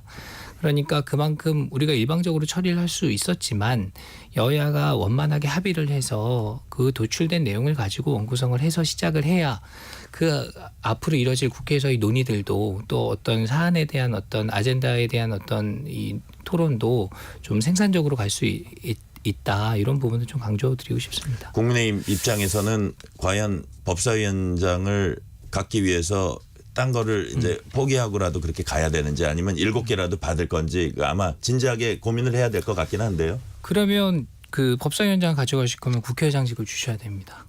그러니까 그게 이제 국민의힘의 입장이죠. 네. 예. 극적 타결 가능성도 있다고는 보세요. 뭐 민생이 어려운데 민생 위기 앞에 정쟁이 좀 사치입니다. 그래서 그 민주당 의원들께서도 아마 그런 마음은 같으실 거라고 생각을 하고요. 저희가 우리 국회에서 먼저 협치와 그런 합의 정신이 실천되도록 저희가 끝까지 야당이랑 대화하도록 하겠습니다. 여당 국회 상임위 구성 전에 14개 정책특별위원회를 순차적으로 가동하겠다 이런 입장을 밝혔거든요. 예. 그 이유가 뭐죠? 이제 이 상임위 구성 전이라도 우리가 좀 중요한 현안들이 많습니다. 그래서 네. 당의 특위를 설치해서 좀 선제적으로 좀 정책 활동들을 해 나가겠다. 그런 그 어떤 장을 열겠다 이런 의미고요. 그래서 어쨌든 민생이 최우선이다 이런 공감대 하에 우리가 이제 활동을 시작하겠다 이런 말씀을 드립니다. 네. 최근 벌어지는 다른 현안들도 이제 차례로 짚어볼게요. 윤석열 대통령이 포항 영일만 앞바다 석유가스 시추 계획을 내놨습니다. 이런 발표 어떻게 평가하세요?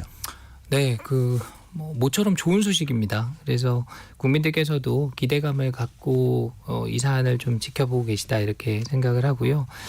다만 이제 아직은 그 가능성을 좀 타진하고 있는 좀 초기 단계입니다. 그렇지만 이게 우리나라가 이제 석유 한 방울 나지 않는 국가에서 산유국이 될 수 있다는 어떤 그런 기대감을 가지고 좀 최선을 다해서 우리 당도 지원하겠다 이런 입장을 갖고 있습니다.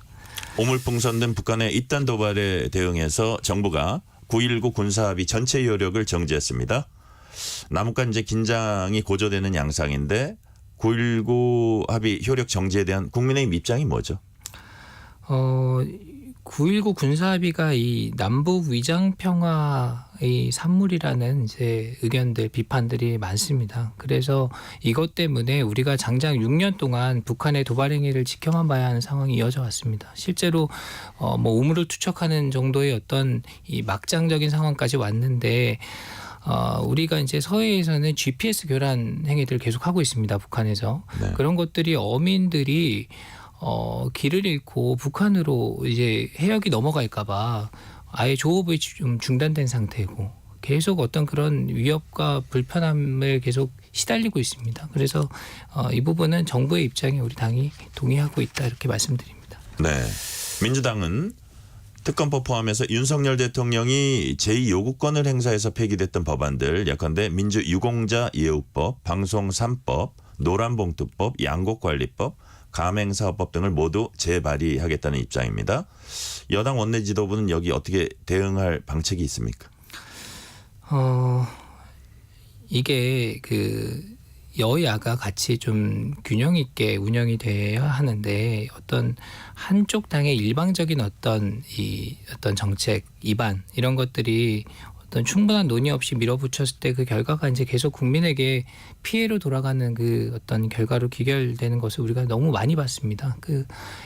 과거에 임대차 3법 한번 기억해 보면 부동산 값이 엄청나게 폭등하고 또 그 법을 민주당이 일방적으로 통과시키면서 전세 값이 엄청나게 폭등하고요. 그래서 갭 투자가 일어나고 그래서 전세 사기가 일어나고 또 그것을 국민 혈세로 그 사기 피해자들을 또 보전해 주자 이런 얘기를 하고 있습니다. 그렇게 이제 일방적으로 했던 법의 부작용으로 일어나는 사례들이 너무나 많았다는 부분을 말씀드리고요. 저희가 뭐 의석수로 현행 국회법상 그대로 밀어붙이겠다라고 하면은 저희가 저지할 방법은 없습니다. 다만 이제 우리가 할 수 있는 것은 이제 헌법상 부여된 권한인 대통령 제2요구권을 좀 강력히 건의하는 그 방법밖에는 없다. 그렇지만 그런 일이 최소화되길 바란다. 이렇게 말씀드립니다. 여당 일각에서는 이렇게 막 무더기로 폐기됐던 법안들 재발의하고 이런 게 대통령의 거부권 횟수를 늘려서 예. 대통령에 대한 비난이 가중되는 것을 노리고 있다. 뭐 이런 네. 시각도 있어요. 어떻게 보세요? 그런 의도가 아무래도 있지 않겠나, 뭐 그런 의심을 갖고 보고 있는 겁니다. 입법 자체를 그러니까 정쟁의 도구로서 지금 활용하고 있다는 뜻인데 참 바람직하지 않죠. 그런 대통령의 제2 요구 횟수가 늘어난다는 거 가지고 또 다시 공격을 하고 이제 뭐 그것을 유도하는 어떤 식의 입법을 하고, 글쎄 그런 전 과정을 국민들께서 보고 계시고 언론에서도 보고 계시기 때문에 좀 그에 따른 평가가 있을 거라고 생각을 합니다. 3253님이요. 국회 새내기 박준태 의원님 늘 처음 같은 마음으로 의정활동 임해주시기 바랍니다. 네. 3253님이 아주 격려의 말씀을 해주셨고요. 감사합니다. 특히 이제 방송 3법의 경우에 방송사 지배구조 바꿔서 사장 선임 방식의 변화를 준 기존 안에 편성규약 위반하면 처벌하는 등의 내용이 추가로 포함됐습니다. 방송 3법 재발의하는 방송 3법 어떻게 평가하세요? 이것은 이 명백한 방송 장악 시도입니다. 2016년도로 기억을 하는데 민주당이 야당이던 시절입니다. 지금의 방송 3법과 거의 유사한 법을 방송법을 당론으로 채택해서 추진한 적이 있습니다. 그런데 2017년도에 문재인 대통령이 당선되고 나서 정권이 바뀌자마자 이 당론과 공약을 모두 무효화했고 공영방송 사장들을 무차별적으로 쫓아낸 어떤 그런 정황들이 있습니다. 제가 뭐 일일이 말씀드리지 않더라도 많은 분들이 기억을 하고 계실 건데 그런 어떤 자기무순적인 어떤 입법을 하려는 의도가 무엇인가 우리가 생각해 보면 명확해지고, 특히 지금 민주당에서 얘기하는 방송 3법 같은 경우에는 이게 지금 이 야권과 밀접한 단체들, 특정 단체들한테 공영방송 이사회 추천권을 주겠다는 겁니다. 공영방송 이사회의 어떤 숫자를 확 늘리고 거기에서 우호적인 단체들과 같이 협력해서 뭔가 이 어떤 방송 지형을 장악해보겠다는 시도가 너무나 명확합니다. 바람직하지 않죠. 자, 이번엔 전국 현안인 다양한 특검법 공방 짚어보겠습니다. 윤상현 의원이 문재인 전 대통령 부인 김정숙 여사와 관련된 각종 의혹을 해소하겠다며 이제 특검법을 어제 발의했습니다.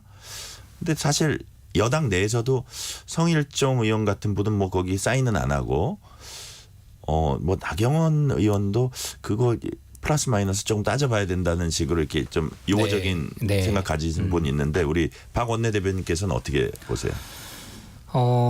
김정숙 여사에 대해서 의혹이 좀 여러 가지가 있습니다.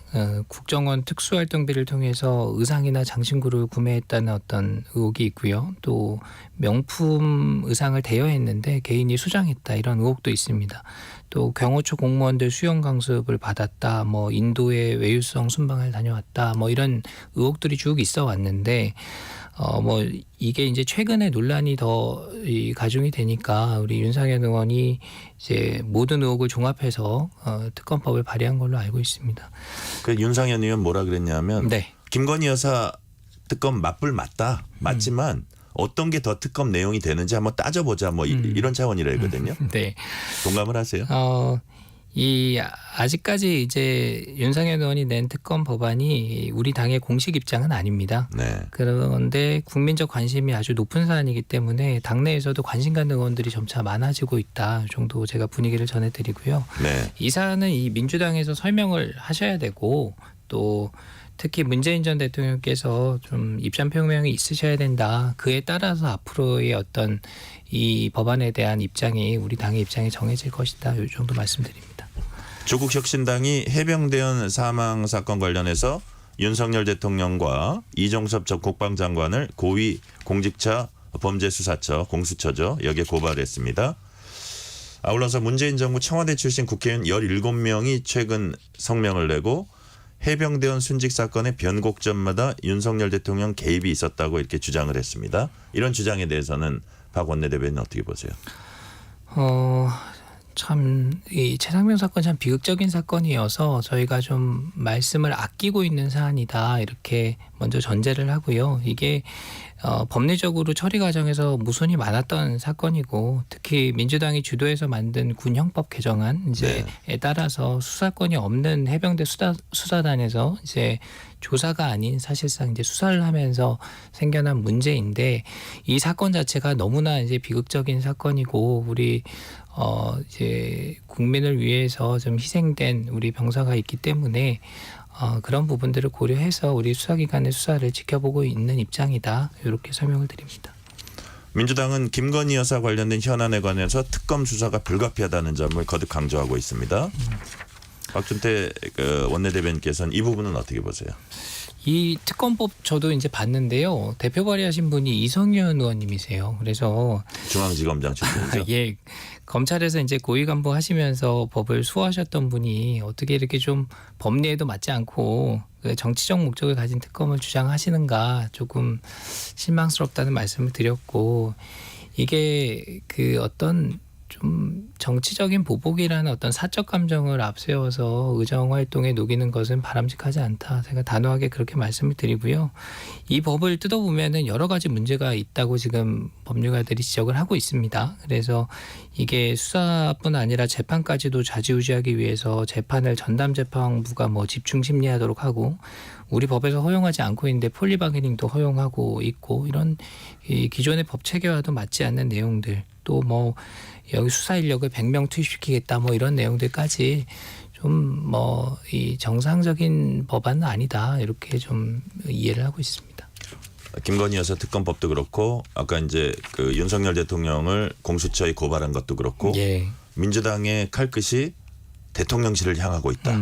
이런 그 분석이 있어요. 같은 동의하세요? 모든 뭐 민주당의 활동 그다음에 정황이 그런 의도가 있는 것으로 지금 보여지고 있습니다. 네, 아주 짧게 대답을 해주셨습니다.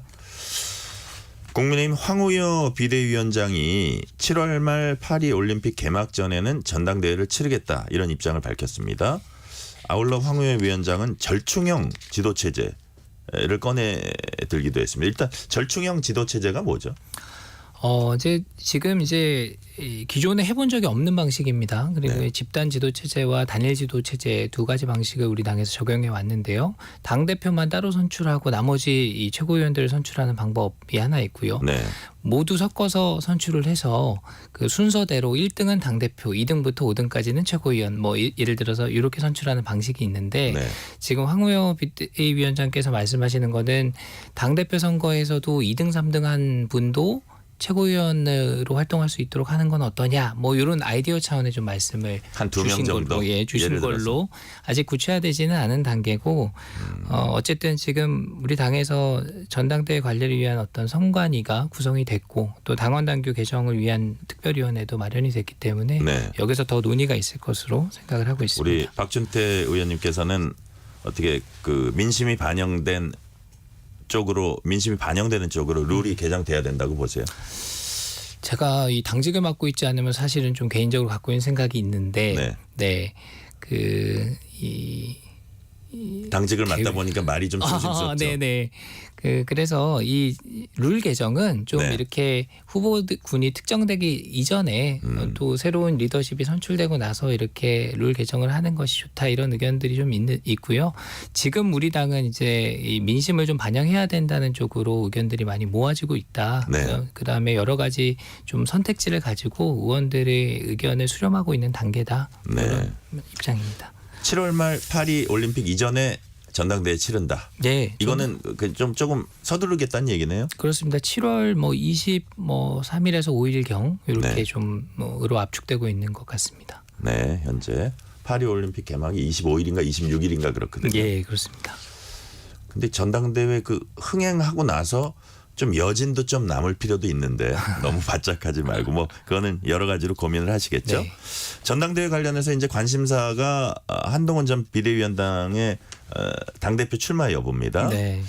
당내에서는 좀 뭐 견제 목소리도 좀 나오고 있고요. 의원님은 어떻게 보세요?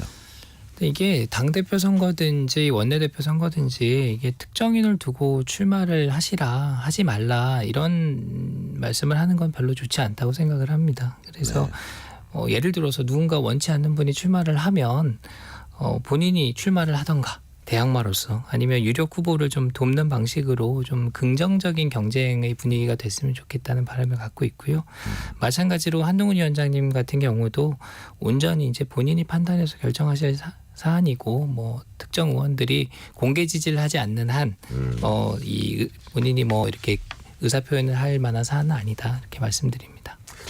자, 어떤 상임위 활동하고 싶으신지 특히 뭐 이런 법안은 내가 꼭 만들어야겠다 이런 거 있는지 마지막으로 한번 여쭤볼게요. 예, 저는 정무위원회 활동을 신청을 했는데요. 정무위요? 예, 이제 민간에서 규제 전문가로 일을 했기 때문에 여러 가지 규제를 종합해서 갈등을 해결하는 역할을 하는 이제 국무총리실이 정무위 산하에 있고요. 네네. 공정거래위원회나 뭐 여러 가지 금융기관이나 그래서 규제를 해소할 수 있는 뭐 적합한 상임이라고 생각해서 그렇게 생각을 하게 됐고 법안도 이제 그런 식으로. 예, 뭐 규제가 이제 양면성이 있습니다. 양가적인 네. 어떤 장단점이 있는데 그래도 어쨌든 시대상에 좀 맞게 그다음에 미래의 산업에 대해서는 조금 더 활로를 열어주는 방향으로 좀 규제를 완화해 보겠다 이런 포부를 가지고 있습니다. 네, 오늘은 여기까지 듣겠습니다. 박준태 국민의힘 원내 대변인이었습니다. 의원님 감사합니다. 예, 고맙습니다. 교통정보센터 서휘영 리포터 나와주세요. 이 시각 교통정보입니다. 수도권 제1순환고속도로 판교에서 구리 방향, 판교부터 성남까지 정체고 이후 광암터널에서 강일까지 밀리는데요. 그 사이에 광암터널 1차로에는 사고가 발생해서 처리 중입니다. 같은 방향 경기 서쪽에서는 자유로에서 송내까지 흐름이 답답하고 반대 판교에서 일산 방향은 안양터널에서 송내까지 이동량이 많습니다. 경부고속도로 서울요금소에서 수원까지 양방향으로 정체고요. 서울 쪽은 오산 일대부터 교통량이 많습니다. 경인고속도로 인천 방향 부천 일대로 속도 주춤합니다. 이후 서인천 부근 4차로에 사고 나서 처리 중인데요. 일대 많이 혼잡하고요.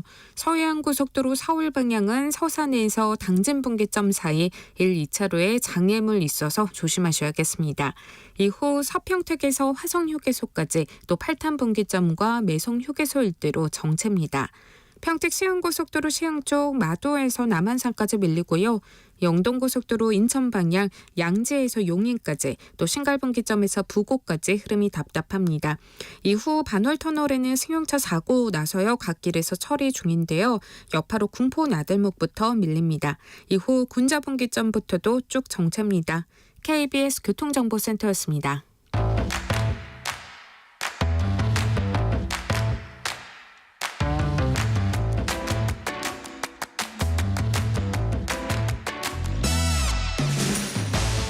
건강에 대한 궁금증 파고 또 파서 시원하게 풀어드리는 건강 파파뉴 시간입니다.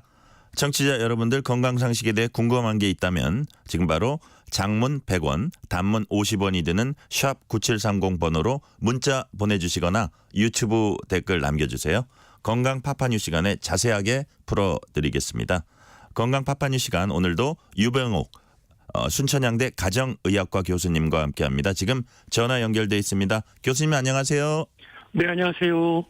첫 질문은 청취자 5160님이 보내주신 질문입니다. 안녕하세요. 요즘 산이며 공원이며 여기저기서 맨발 걷기 열풍이 불고 있습니다. 맨발 걷기가 신발 신고 걷는 거에 비해서 정말 건강에 좋은가요? 맨발 걷기의 장단점이 궁금합니다. 이렇게 물어오셨는데요. 요즘 지방자치단체에서도 이제 맨발 걷기 축제도 하고 뭐 좋은 황토길도 만들어 두기도 하고 그랬습니다. 그런 의미에서 교수님, 맨발 걷기는 건강에 도움이 된다 안 된다? OX로 좀 대답해 주시면 감사하겠습니다. 저게 너무 어려운 아빠가 주니 엄마가 주니랑 비슷한 질문을 지금 하셨습니다. 그런가요? 네. 그럼 저는 이렇게 말씀드리고 싶어요. 그때는 맞고 지금은 틀리다. 그 이유가 그래요? 뭐냐면 예. 사실 우리 몸에 좋다는 어떤 특정 음식이 있습니다. 네. 음식을 다 같이 먹었는데 그중에 한두 명은 그 음식에 알러지가 있을 수도 있습니다. 그것처럼 사실 맨발 걷기 장점도 많고 또 일부 주의가 필요한 것도 사실이고 작년 겨울 전까지만 해도 이 맨발 걷기 열풍이 정말 대단했죠. 네네. 일부 언론 또는 일부 이런 SNS나 또는 이런 개인 방송을 통해서 항암 치료를 받지 않고 걷기만으로 특정 암을 치료했다라고 네. 주장하시는 분이 나와서 많은 분들에게 현혹되기도 했었는데요. 네. 걷기를 통해서 암이 치료된다. 사실이 당연히 아니겠죠. 하지만 이 맨발 걷기 그 나름대로의 장점과 단점이 있어서 이전에는 맞지만 그렇게 맹신하면 지금은 틀릴 수도 있다라고 답변드리고 싶습니다. 네. 어쨌든 장점 많지만 주의할 점도 반드시 있다 이런 말씀을 이제 해주셨고요. 자, 그렇다면 신발을 신고 걸을 때 이제 맨발로 걸을 때 우리가 이제 땅의 기운을 이렇게 좀 온전히 느낀다 그럴까요? 그런 기분이 들기도 하고요. 또 부드러운 흙의 감촉이 이제 마음에 들고 그래서 더 건강에 좋은 것처럼 이제 느껴진다고 말씀하시는 분들이 있거든요. 뭐 어쨌든 신발을 신고 걸을 때에 비해서는 건강에는 더 좋은가요? 이 부분을 제가 고민을 많이 해봤어요. 네. 우선은 맨발로 걷게 되면은 흙이 접지가 되면서 왜냐하면 우리 몸은 전기가 통하는 전도체입니다. 네네. 그렇기 때문에 실제로 이 지구라고 하는 그걸 얼싱이라고 하는 표현을 쓰는데 네네. 우리 인체가 직접 접지가 되면서 이런 이온의 균형을 일으킬 수 있다 이렇게 주장하는 바도 있고 일부 나타날 수도 있겠지만 저는 이렇게 말씀드리고 싶어요. 맨발 걷기를 가는 곳이 네. 보통 자연 친화적인 곳입니다. 저는 그 근처만 가도 건강해질 것 같아요. 공기도 좋고. 일단 공기가 좋으니까요. 공기도 좋고 환경도 깨끗하고. 예. 거기에 우리 발이 신발이라든지 이런 포장 때문에 지속적으로 충격받고 힘들었던 발 마사지하는 그런 효과와 예. 아주 일부 이런 접지, 얼승이라고 하는 예. 그런 효과 때문에 좋을 수도 있겠다는 게 계속 연구가 필요할 것 같습니다. 아, earthing이라고 합니까? earth, 지구 earth에다가 ing가 붙은 건가 보죠? 그렇습니다. 지구의 기운을 느끼는 거네요. 쉽게 말해서 맨발로. 그렇죠. 우리가 예전 선사시대로 돌아간 거죠.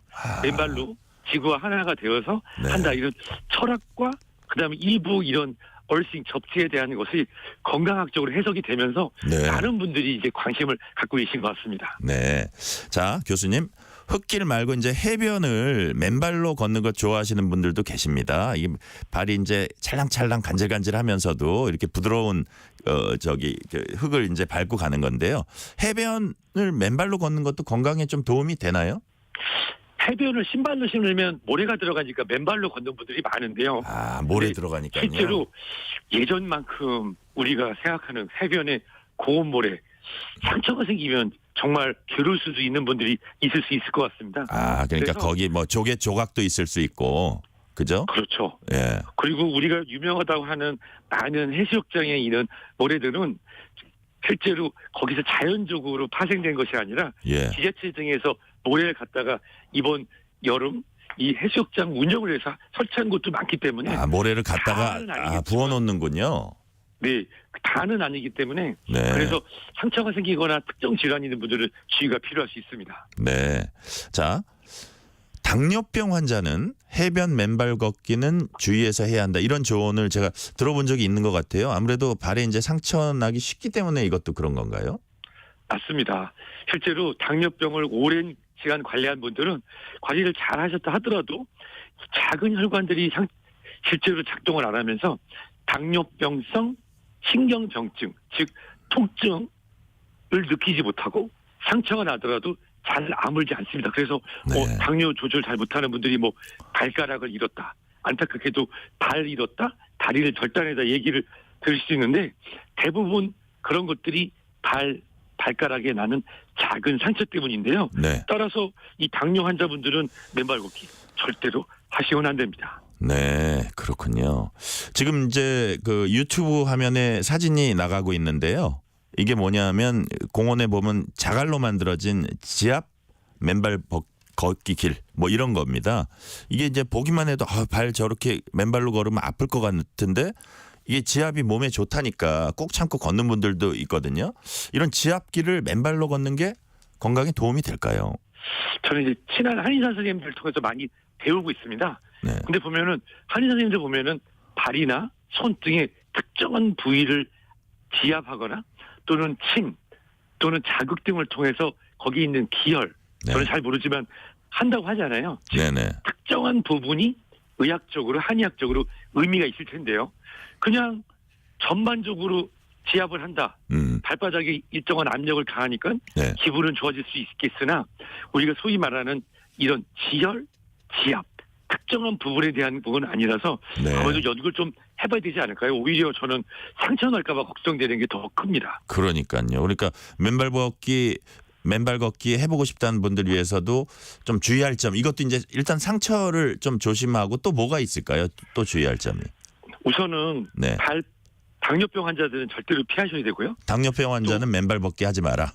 그렇죠. 맨발 걷기 하지 마라. 그리고 예. 맨발 걷기를 하려 할 때는 맨발 걷기 주최하는 곳에서 그 맨발 걷기 하고 있는 그 길에 예. 대해서 정비가 돼서 공인을 받은 곳인지를 확인하시는 거 곧 그것을 저는 추천드리고 싶습니다. 네. 그리고 그 건강하신 분이라 하더라도 그 참여하시기 전에 네. 발톱도 일자로 가지런히 깎으시고 왜냐면 발톱이 발톱을요? 길면 그 안으로 흙이 들어갈 수 있잖아요. 예. 그리고 발가락 사이 또는 발뒤꿈치 등에 상처가 있지는 않은지 미리 확인하시면 이 맨발 걷기를 더 즐겁고 건강하게 보내실 수 있을 것 같습니다. 디스크 환자 경우에도 맨발 걷기 안 하는 게 좋겠네요.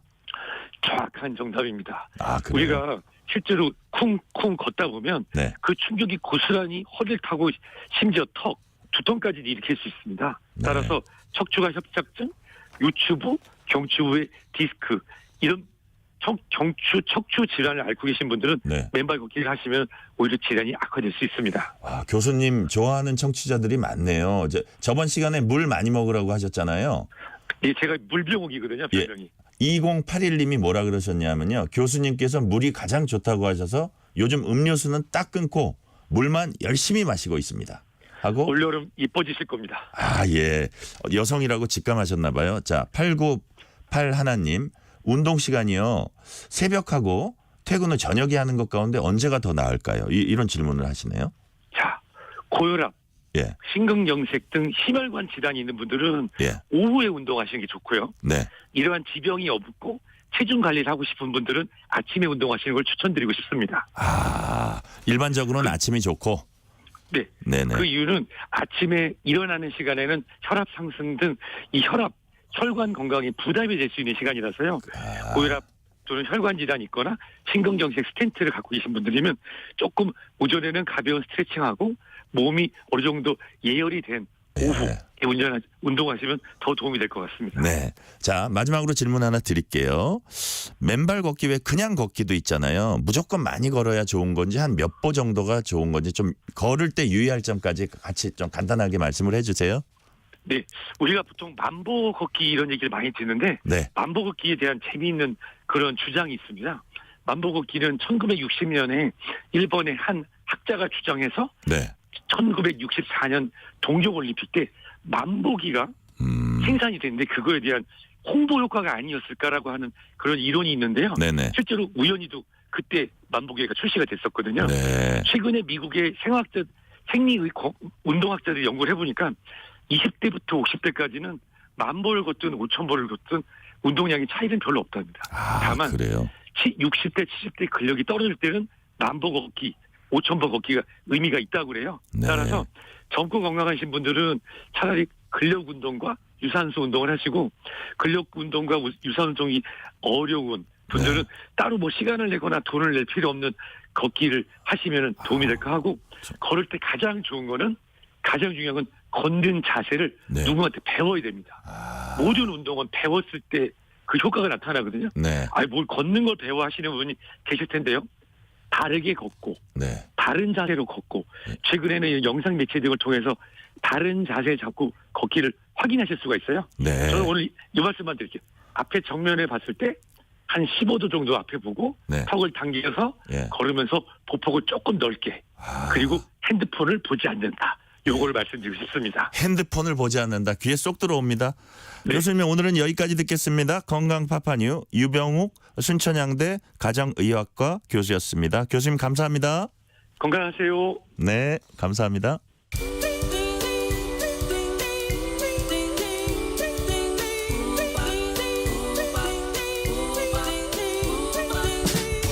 오늘 하루 뉴스를 정리해주는 다정한 편지 한 통.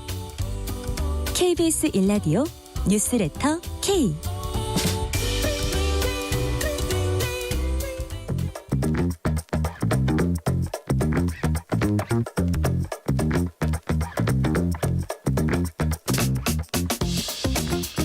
세계는 넓고 이슈는 많다. 국제 뉴스를 짚어보는 시간. 지금은 글로벌 시대입니다. 지금 세계에서는 징병제를 부활해야 한다는 목소리가 높아지고 있습니다. 지구촌 곳곳에서 전쟁이 계속되면서 병력 확보가 화두가 되고 있습니다. 오늘은 류한수 상명대 교수님과 함께 세계에서 퍼지는 징병제 논의부터 징병제 역사까지 알아보겠습니다. 교수님 안녕하세요. 네, 안녕하세요. 최근 영국에서 조기 총선을 실시한다고 발표하면서 보수당이 사실상 징병제를 재도입하는 공약을 내걸었습니다. 예. 또 영국뿐만 아니라 유럽 전역에서 징병제를 되살리고 있다고요. 예, 맞습니다. 사실 영국은 예전부터 그 해양 국가였기 때문에 육군의 규모가 크지 않았고 따라서 이제 징병제하고는 거리가 먼 나라였었는데 최근에 입장이 달라져서 이게 순핵 총리가 비록 그 복무기간은 짧지만 상당히 많은 남성에게 아니면 전 계층의 남성에게 의무 복무를 시키는 그런 쪽으로 이 복무 제도를 확대했고요. 그다음에 독일에서도 사실 독일은 예로부터 이제 군사 강국이었지 않습니까? 육군 강국이었기 그렇죠. 때문에 냉전 이후에도 계속 그 징병제를 유지해 왔었는데 그리고 한때는 이것이 좀 쇠퇴하는 경향이 있다가 최근에 들어와서 다시 이 징병제를 강화하고 확대하는 측면을 보이고 있고요. 그다음에 피스토리우스 국방부 장관이 아주 강력하게 이런 원칙을 내세웠습니다. 그리고 뭐 덴마크 같은 경우도 복무 기간을 여러 개월로 늘리고 또 북유럽에서는 남성들이 어떤 징집 대상이었는데 이제는 여성들도 징집 대상으로 해서 여성들에게도 그 의무 복무를 하게 만드는 이런 또 그 변화가 일어나고 있죠. 유럽 국가들이 여성들에게도 징집 병력의 의무를 지운다는 건 약간 좀 새롭긴 한데 전체적으로 그렇다는 말씀이잖아요. 근데 이 시점에 다시 징병제를 유럽 국가들이 꺼내든 이유가 어떤 결정적 계기가 뭘까요? 아주 직접적인 계기는 역시 2022년에 푸틴 대통령이 전격적으로 우크라이나를 침공하면서 전쟁이 벌어지고 있고 나토 회원국인 유럽 국가들이 보니까 예전에 옐진 시대에 비해서 이 푸틴 시대의 러시아의 군사력이 강화되면서 어떤 두려움을 느꼈고 있고요. 특히 이제 폴란드라든지 동유럽 국가들이 더 공포를 느끼고 있죠.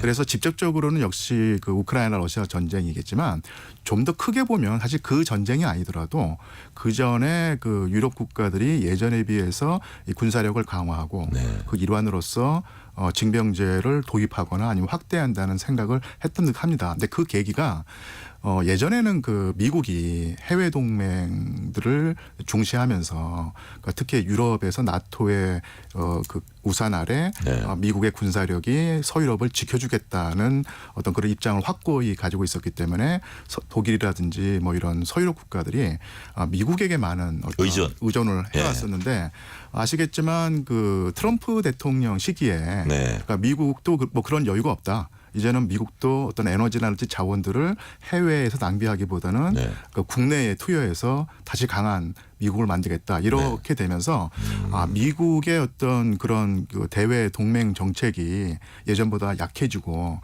그렇다고 하면은 우리 유럽이 자체 어떤 혼자서기 홀로서기를 해야 될 때가 아니겠는가 이런 문제의식을 가지고 있었던 것 같습니다. 그런 상황에서 우크라이나 전쟁이 어떤 촉발제 역할을 했다고 보입니다. 그래서 그런 배경에 따라서 유럽 국가들이 이제 징병제 확대되고 있고 타이완에서는 의무 복무 기간이 이제 확대됐다고 해요? 맞습니다. 이게 타이완도 사실은 대표적으로 이 아시아 국가 중에서 대한민국과 더불어서 의무 복무제를 이렇게 징병제를 채택하고 있는 나라 중에 하나였었는데, 근데 사실은 최근에 민진당 계열의 정권이 들어서면서 이 징병제를 약화하고 느슨하게 하는 경향이 있었는데 다시 또 이 양안 관계가 우리가 긴장이 조성되고 언제 또 중국이 타이완을 침공할지 모른다고 하는 공포심이 조성되면서 네. 역시 그러려고 하면은 타이완도 자체 군사력을, 그러니까 미국이라고 하는 우산이 있지만 네. 그것은 사실은 뭐 그 어떻게 보면 자력갱생이 가장 확실한 방법이니까 이 징병제를 다시 강화하고 그다음에 그 확대하는 방식으로 이런 위기에 대처하자고 한 공감대가 형성이 되었다고 보입니다. 네. 또 징병제를 확대하는 이유가 예. 병력 수요는 늘어났는데 공급은 딸린다. 그렇죠. 모자란다. 그래서 예. 즉 청년들이 이제 군대에 지원하지 않기 때문인데 전반적으로 예, 실제 예. 그렇습니까? 예, 뭐 그렇죠. 사실은 제가 그 1966년생인데요. 네. 저희 때 학교 다닐 때 귀에 못이 박히도록 들었던 얘기가 그 셋만 낳아 잘 키우자. 네. 한국은 너무 인구가 많아서 큰일 났으니 인구를 줄여야 된다고 하는 그런 식의 교육을 받고 자란 세대인데 네네. 이게 전 한 세대가 지나니까 이제 완전히 뒤바뀌어서 인구 소멸의 위기를 이렇게 걱정해야 되는 상황이 됐죠. 66년생이시면 예. 문무대하고 전방 가셨겠네요. 맞습니다. 예, 예, 계속 예. 말씀하세요. 예. 예.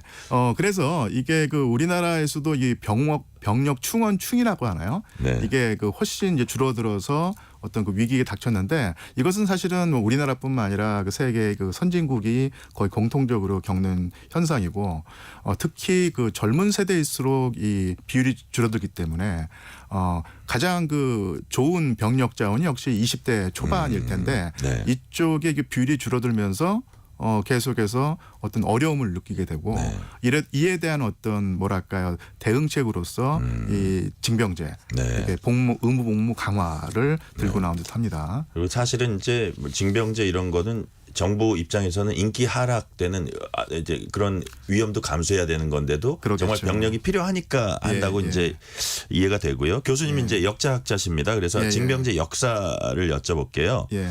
과거에 징병제는 언제 도입됐고 또 언제 또 없어지고 뭐 이렇게 된 겁니까? 예. 이게 그 근현대 한해서 네. 설명을 드리자면, 그러니까 우리가 아는 형태의 징병제가 도입된 시기는 그 네. 프랑스 대혁명 때입니다. 1789. 예. 그 프랑스 혁명이 일어나서 주위에 이제 왕정 국가들과 이제 전쟁을 하게 됐는데요. 프랑스 네. 혁명 정부가. 근데 그 전까지는 이 군대는 용병이거나 아니면 극히 제한된, 그러니까 충성심이 확실히 입증된 그런 소수의 어떤 집단에서의 병력을 가져와서 군대를 만들었는데 네. 프랑스 혁명으로 국가가 백성 시민들에게 뭔가를 베풀어 주면서 네. 이게 기브앤테이크가 된 것이죠. 네. 예, 시민들이 군인이 되어서 혁명을 위해 체제를 위해 싸우는 대신에 어떤 시민들에게 군인들에게 어떤 권리를 주는 것이죠. 예. 이 권리가 참정권일 수도 있고 예. 아니면 사회복지 혜택일 수도 있습니다. 그러니까 이런 식으로 충성심이 확보됐기 때문에 자신 있게 모든 연령층에서 특히 이제 젊은 남성들에게서 네. 군인을 만들어서 무기를 주어줬던 거예요. 그러니까 예전에 왕조 시대에는 왕들이 백성 손에 무기를 쥐어주는 순간 반란이나 봉기나 혁명의 위험이 있기 때문에 그러지 못했는데 프랑스 혁명 정부의 지도자들은 이제 시민들의 충성심을 확신했기 때문에 네. 자신 있게 손에 무기를 쥐어줬던 것입니다. 그렇군요. 그러면서 징병제가 우리가 아는 형태의 징병제가 도입이 됐고요. 그리고 나서 이제 19세기에 들어서서 다른 예를 들어서 영국이라든지 그다음에 독일이라든지 이런 나라가 보니까 프랑스가 그런 징병제를 도입했는데 그러니까 우리도 이제 국민 국가를 이뤘고 시민들의 충성심이 이제는 확신이 서니까 또 전면적으로 또 이제 징병제를 도입하기 시작했죠. 이때가 19세기 중엽, 19세기 말엽입니다. 그리고 네네. 그런 식의 징병제를 도입해서 가장 성공한 나라가 역시 프로이센 독일이었던 것이죠. 네. 그러니까 상당히 많은 인구층에서 많은 병력 자원을 모을 수 있었고 그다음에 독일 특유의 아주 강력한 그리고 굳센 어떤 그런 군대 문화가 접해지면서 거기다가 철강업이라든지 그런 맞습니다. 것들이요. 아주 뛰어난 무기가 되면서 육군 강국으로 성장을 했거든요. 그렇군요. 그래서 프로이센이 즉 독일이 성공을 했고 그 성공 모델을 본받아서 러시아도 따라가고 뭐 오스트리아도 따라가고 이런 식으로 변화가 일어났죠. 네. 그래서 이제 19세기 말씀해 주셨는데 20세기 초에도 징병제 대 모병제 논쟁이 있었다고 하네요. 네, 맞습니다. 그래서 이게 특히 이제 영국에서 그런데요. 영국에서는 아까도 말씀드렸지만 이제 전통적으로 이제 해군이 강한 나라였고 네. 육군의 규모가 크지 않아서 굳이 뭐 징병제를 하지 않아도 된다고 생각을 했는데 대륙 국가들이 그렇게 군사력을 키우고 그다음에 그 넓은 대영 제국을 유지하기 위해서는 상당히 많은 육군 병력이 필요했던 거예요. 네. 그래서 이제 징병제를 도입하자고 했을 텐데 여기서 이제 사회에서 여론이 갈립니다. 징병제가 더 낫다. 아니면 모병제가 더 낫다. 그리고 이게 민주주의에 관한 그 논쟁하고도 연결이 그렇죠. 되는데 네, 네. 아시겠지만 그 어떤 사람들은 그 당시에 징병제란 것은 이 신분이라든지 계급에 상관없이 모든 젊은이들을 군대에 데리고 와서 똑같은 옷을 입히고 똑같은 음식을 주고 똑같은 대우를 해준다는 것이지 않습니까? 그러니까 이게 평등의 개념이란 것이죠. 그래서 이 징병제를 통해서 오히려 민주주의를 강화할 수 있다고 하는 주장이 있었고요. 또 반대편에서는 이 그런 측면이 없지는 않지만 이 군대 경험을 모든 그 남성이 가지게 되면 네. 이 군사 문화에 찌들게 된다. 네. 그래서 이 군대란 것은 이게 철저한 상명하복의 그 문화이기 때문에 이 군대 생활을 모든 남성이 하게 되면은 자기도 모르게 그 위에서 내리는 명령을 아무런 생각 없이 따르는 어떤 그런 문화가 형성이 되기 때문에 이게 문지주의의 저해수소가 된다. 네. 이런 논쟁이 있었거든요. 그러니까 이런 식으로 논쟁이 상당히 심했었죠. 징병제 장점과 단점 대표적인 것만 한번 짧게 좀 요약을 해주세요. 예, 뭐 지금 설명드렸듯이 네. 징병제를 도입하는 순간 모든 남성들은 계층에 네. 상관없이 군대 가서 생활을 하면서 평등을 경험하게 되는 것이고요. 반대로 그 군사 문화가 결국 민주주의의 원칙과는 그 맞지 않는다. 뭐 이런 측면이 있고 또 하나가 이 군대의 어떤 그런 징병제를 그 반대하는 논거 중에 하나가 이게 약점일 수도 있는데요.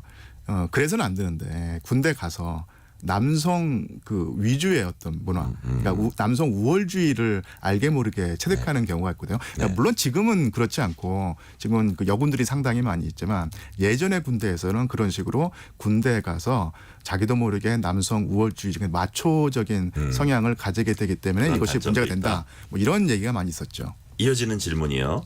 예. 세계에서 부활하는 징병제 특징이 예. 남녀 모두 병역 의무를 진단 그 특징을 띠고 있어요. 덴마크와 스웨덴 예. 남녀 모두 징병 대상으로 확대했습니다. 우리나라에서도 이 논쟁이 조금 그렇죠. 있었어요. 예. 여성 징병제를 주장한 측의 논리는 뭡니까? 예, 그러니까 일단 그 가장 대표적으로 여성 징병제를 실행했던 나라가 이스라엘이죠. 그러니까 이스라엘의 그 주위에 있는 훨씬 더 규모가 큰 나라를 상대로 나라를 지켜야 되기 때문에 병력 자원이 부족한 상태에서 남성들도 징병했고 여성들에게도 일정한 징병 그 의무를 지었는데 여성들이 남성에 비해서 의무 복무가 짧긴 하지만 그래도 모든 여성들이 군인의 의무를 다해야 했던 얘기입니다. 이스라엘이 뭐 그렇죠. 예. 예. 그리고 특히 이제 여기 북유럽에서도 그런 그 논의를 하는 어떤 추세가 강한데 이 북유럽이라고 하는 지역이 가장 그 남녀 간의 그 격차가 없고 남녀 평등이 가장 그 상대적으로는 가장 그 잘 이루어지고 있는 곳이거든요. 그렇게 했다고 했을 때 여성이 그 남성과 동등한 대우를 받았다고 하면 남성이 지금까지 지어왔던 남성만 지어왔던 어떤 그 의무도 여성들이 지는 것이 당연하지 않겠는가 또 이런 생각을 하게 되고요. 이 그 페미니즘 권리가 똑같아졌으니까 의무도 같아야 한다. 예. 그리고 또 하나 이 그 페미니즘 진영 내에서도 두 가지 입장이 있습니다.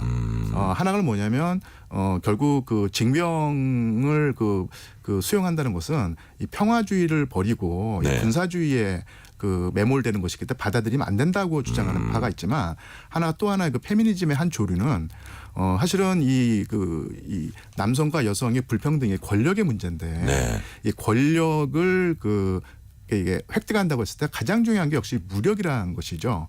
그래서 여성도 군인이 돼서 어떤 이 무력을 행사하는 어떤 그런 그 습성을 익히고 또 그런 면에서 그 무력의 행사에서 남성과 동등해야지 진정한 의미의 남녀 평등이 이루어진다고 생각을 하면서 그렇게 그런 그 입장이라고 하면 적극적으로 여성도 이 군인이 돼서 국방의 의무를 다하고 그런 그 배경 그런 그 밑바탕에서 남성과 여성의 더 완전한 평등을 요구할 수 있다. 뭐 이런 식의 조류가 있는데요.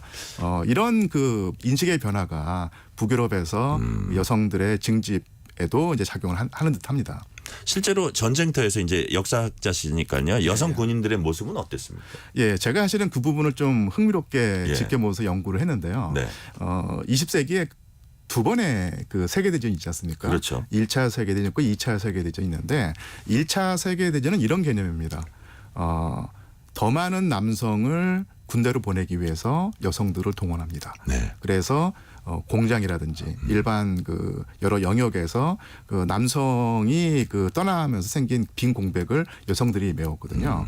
이게 제 1차 세계대전 거의 전 국민 동원 체제네요. 그렇죠. 그래서 군수 공장에서 여성들이 기계를 돌리는 모습이 1차 세계대전 때 일반화되는데 2차 세계대전이 되면은 더 많은 남성을 최전선으로 보내기 위해서 여성들을 군대에 동원합니다. 그래서 후방에 그래서 뭐 조리병이나 행정병이나 의무병이나 교통병을 여성에게 맡기고 그래서 이제 확보된 남성들을 최전선의 전투 부대로 보내는 것이죠. 이게 이제 영국과 미국과 뭐 독일의 경우였고요. 그다음에 중요한 또 교종국이 소련일 텐데요. 소련은 아예 여성 전통까지도 활용을 합니다. 그래서 워낙 인력 소모가 컸기 때문에 전투 병력이 모자라기 때문에 여성들에게 전선에서 무기를 들고 싸울 수 있는 권리를 줬고요. 또 하나 그 법적으로 보자면 그 기혼녀, 그러니까 결혼을 하고 자녀가 있는 여성들은 징집 대상이 되지 않았지만 전쟁 기간에 자녀가 없는 미혼 여성은 징집 대상이 됐습니다. 그래서 수백만 명의 인력 자원을 여성 징집을 통해서 소련군이 확보할 수 있었고 이것이 연합국 승리에 상당히 중요한 요인이 되죠. 그리고 또 하나가 실제로 여성들의 손에 무기를 쥐어주고 최전선에 투입해 보니까 생각 밖으로 아주 뛰어난 전사의 모습을 보였던 거예요. 그래서 우리가 생각할 때 여성들이 과연 총을 들고 제대로 싸울 수 있는가 이런 뭐 기본적인 어떤 그런 의혹이 있는데 그런 의혹을 불식하는 상당히 뛰어난 여성 그 전투원들이 수십만 명 단위로 생겨났습니다. 역사 속에 있었군요. 맞습니다. 네, 오늘은 여기까지 듣겠습니다. 지금까지 류한수 상명대 교수였습니다. 교수님 감사합니다. 예, 고맙습니다. 오늘 뉴스레터 K는 여기까지입니다. 징병제 이슈 마지막 코너에서 다뤄봤는데요. 지금 이 순간에도 병역의 의무를 다하고 있는 BTS의 버터 끝곡으로 준비했습니다. 커피 쿠폰 받으실 분들은 뉴스레터 K 홈페이지 확인해 주시고요. 오늘도 함께해 주신 청취자 여러분 진심으로 감사드립니다. 지금까지 뉴스레터 K 전종철입니다.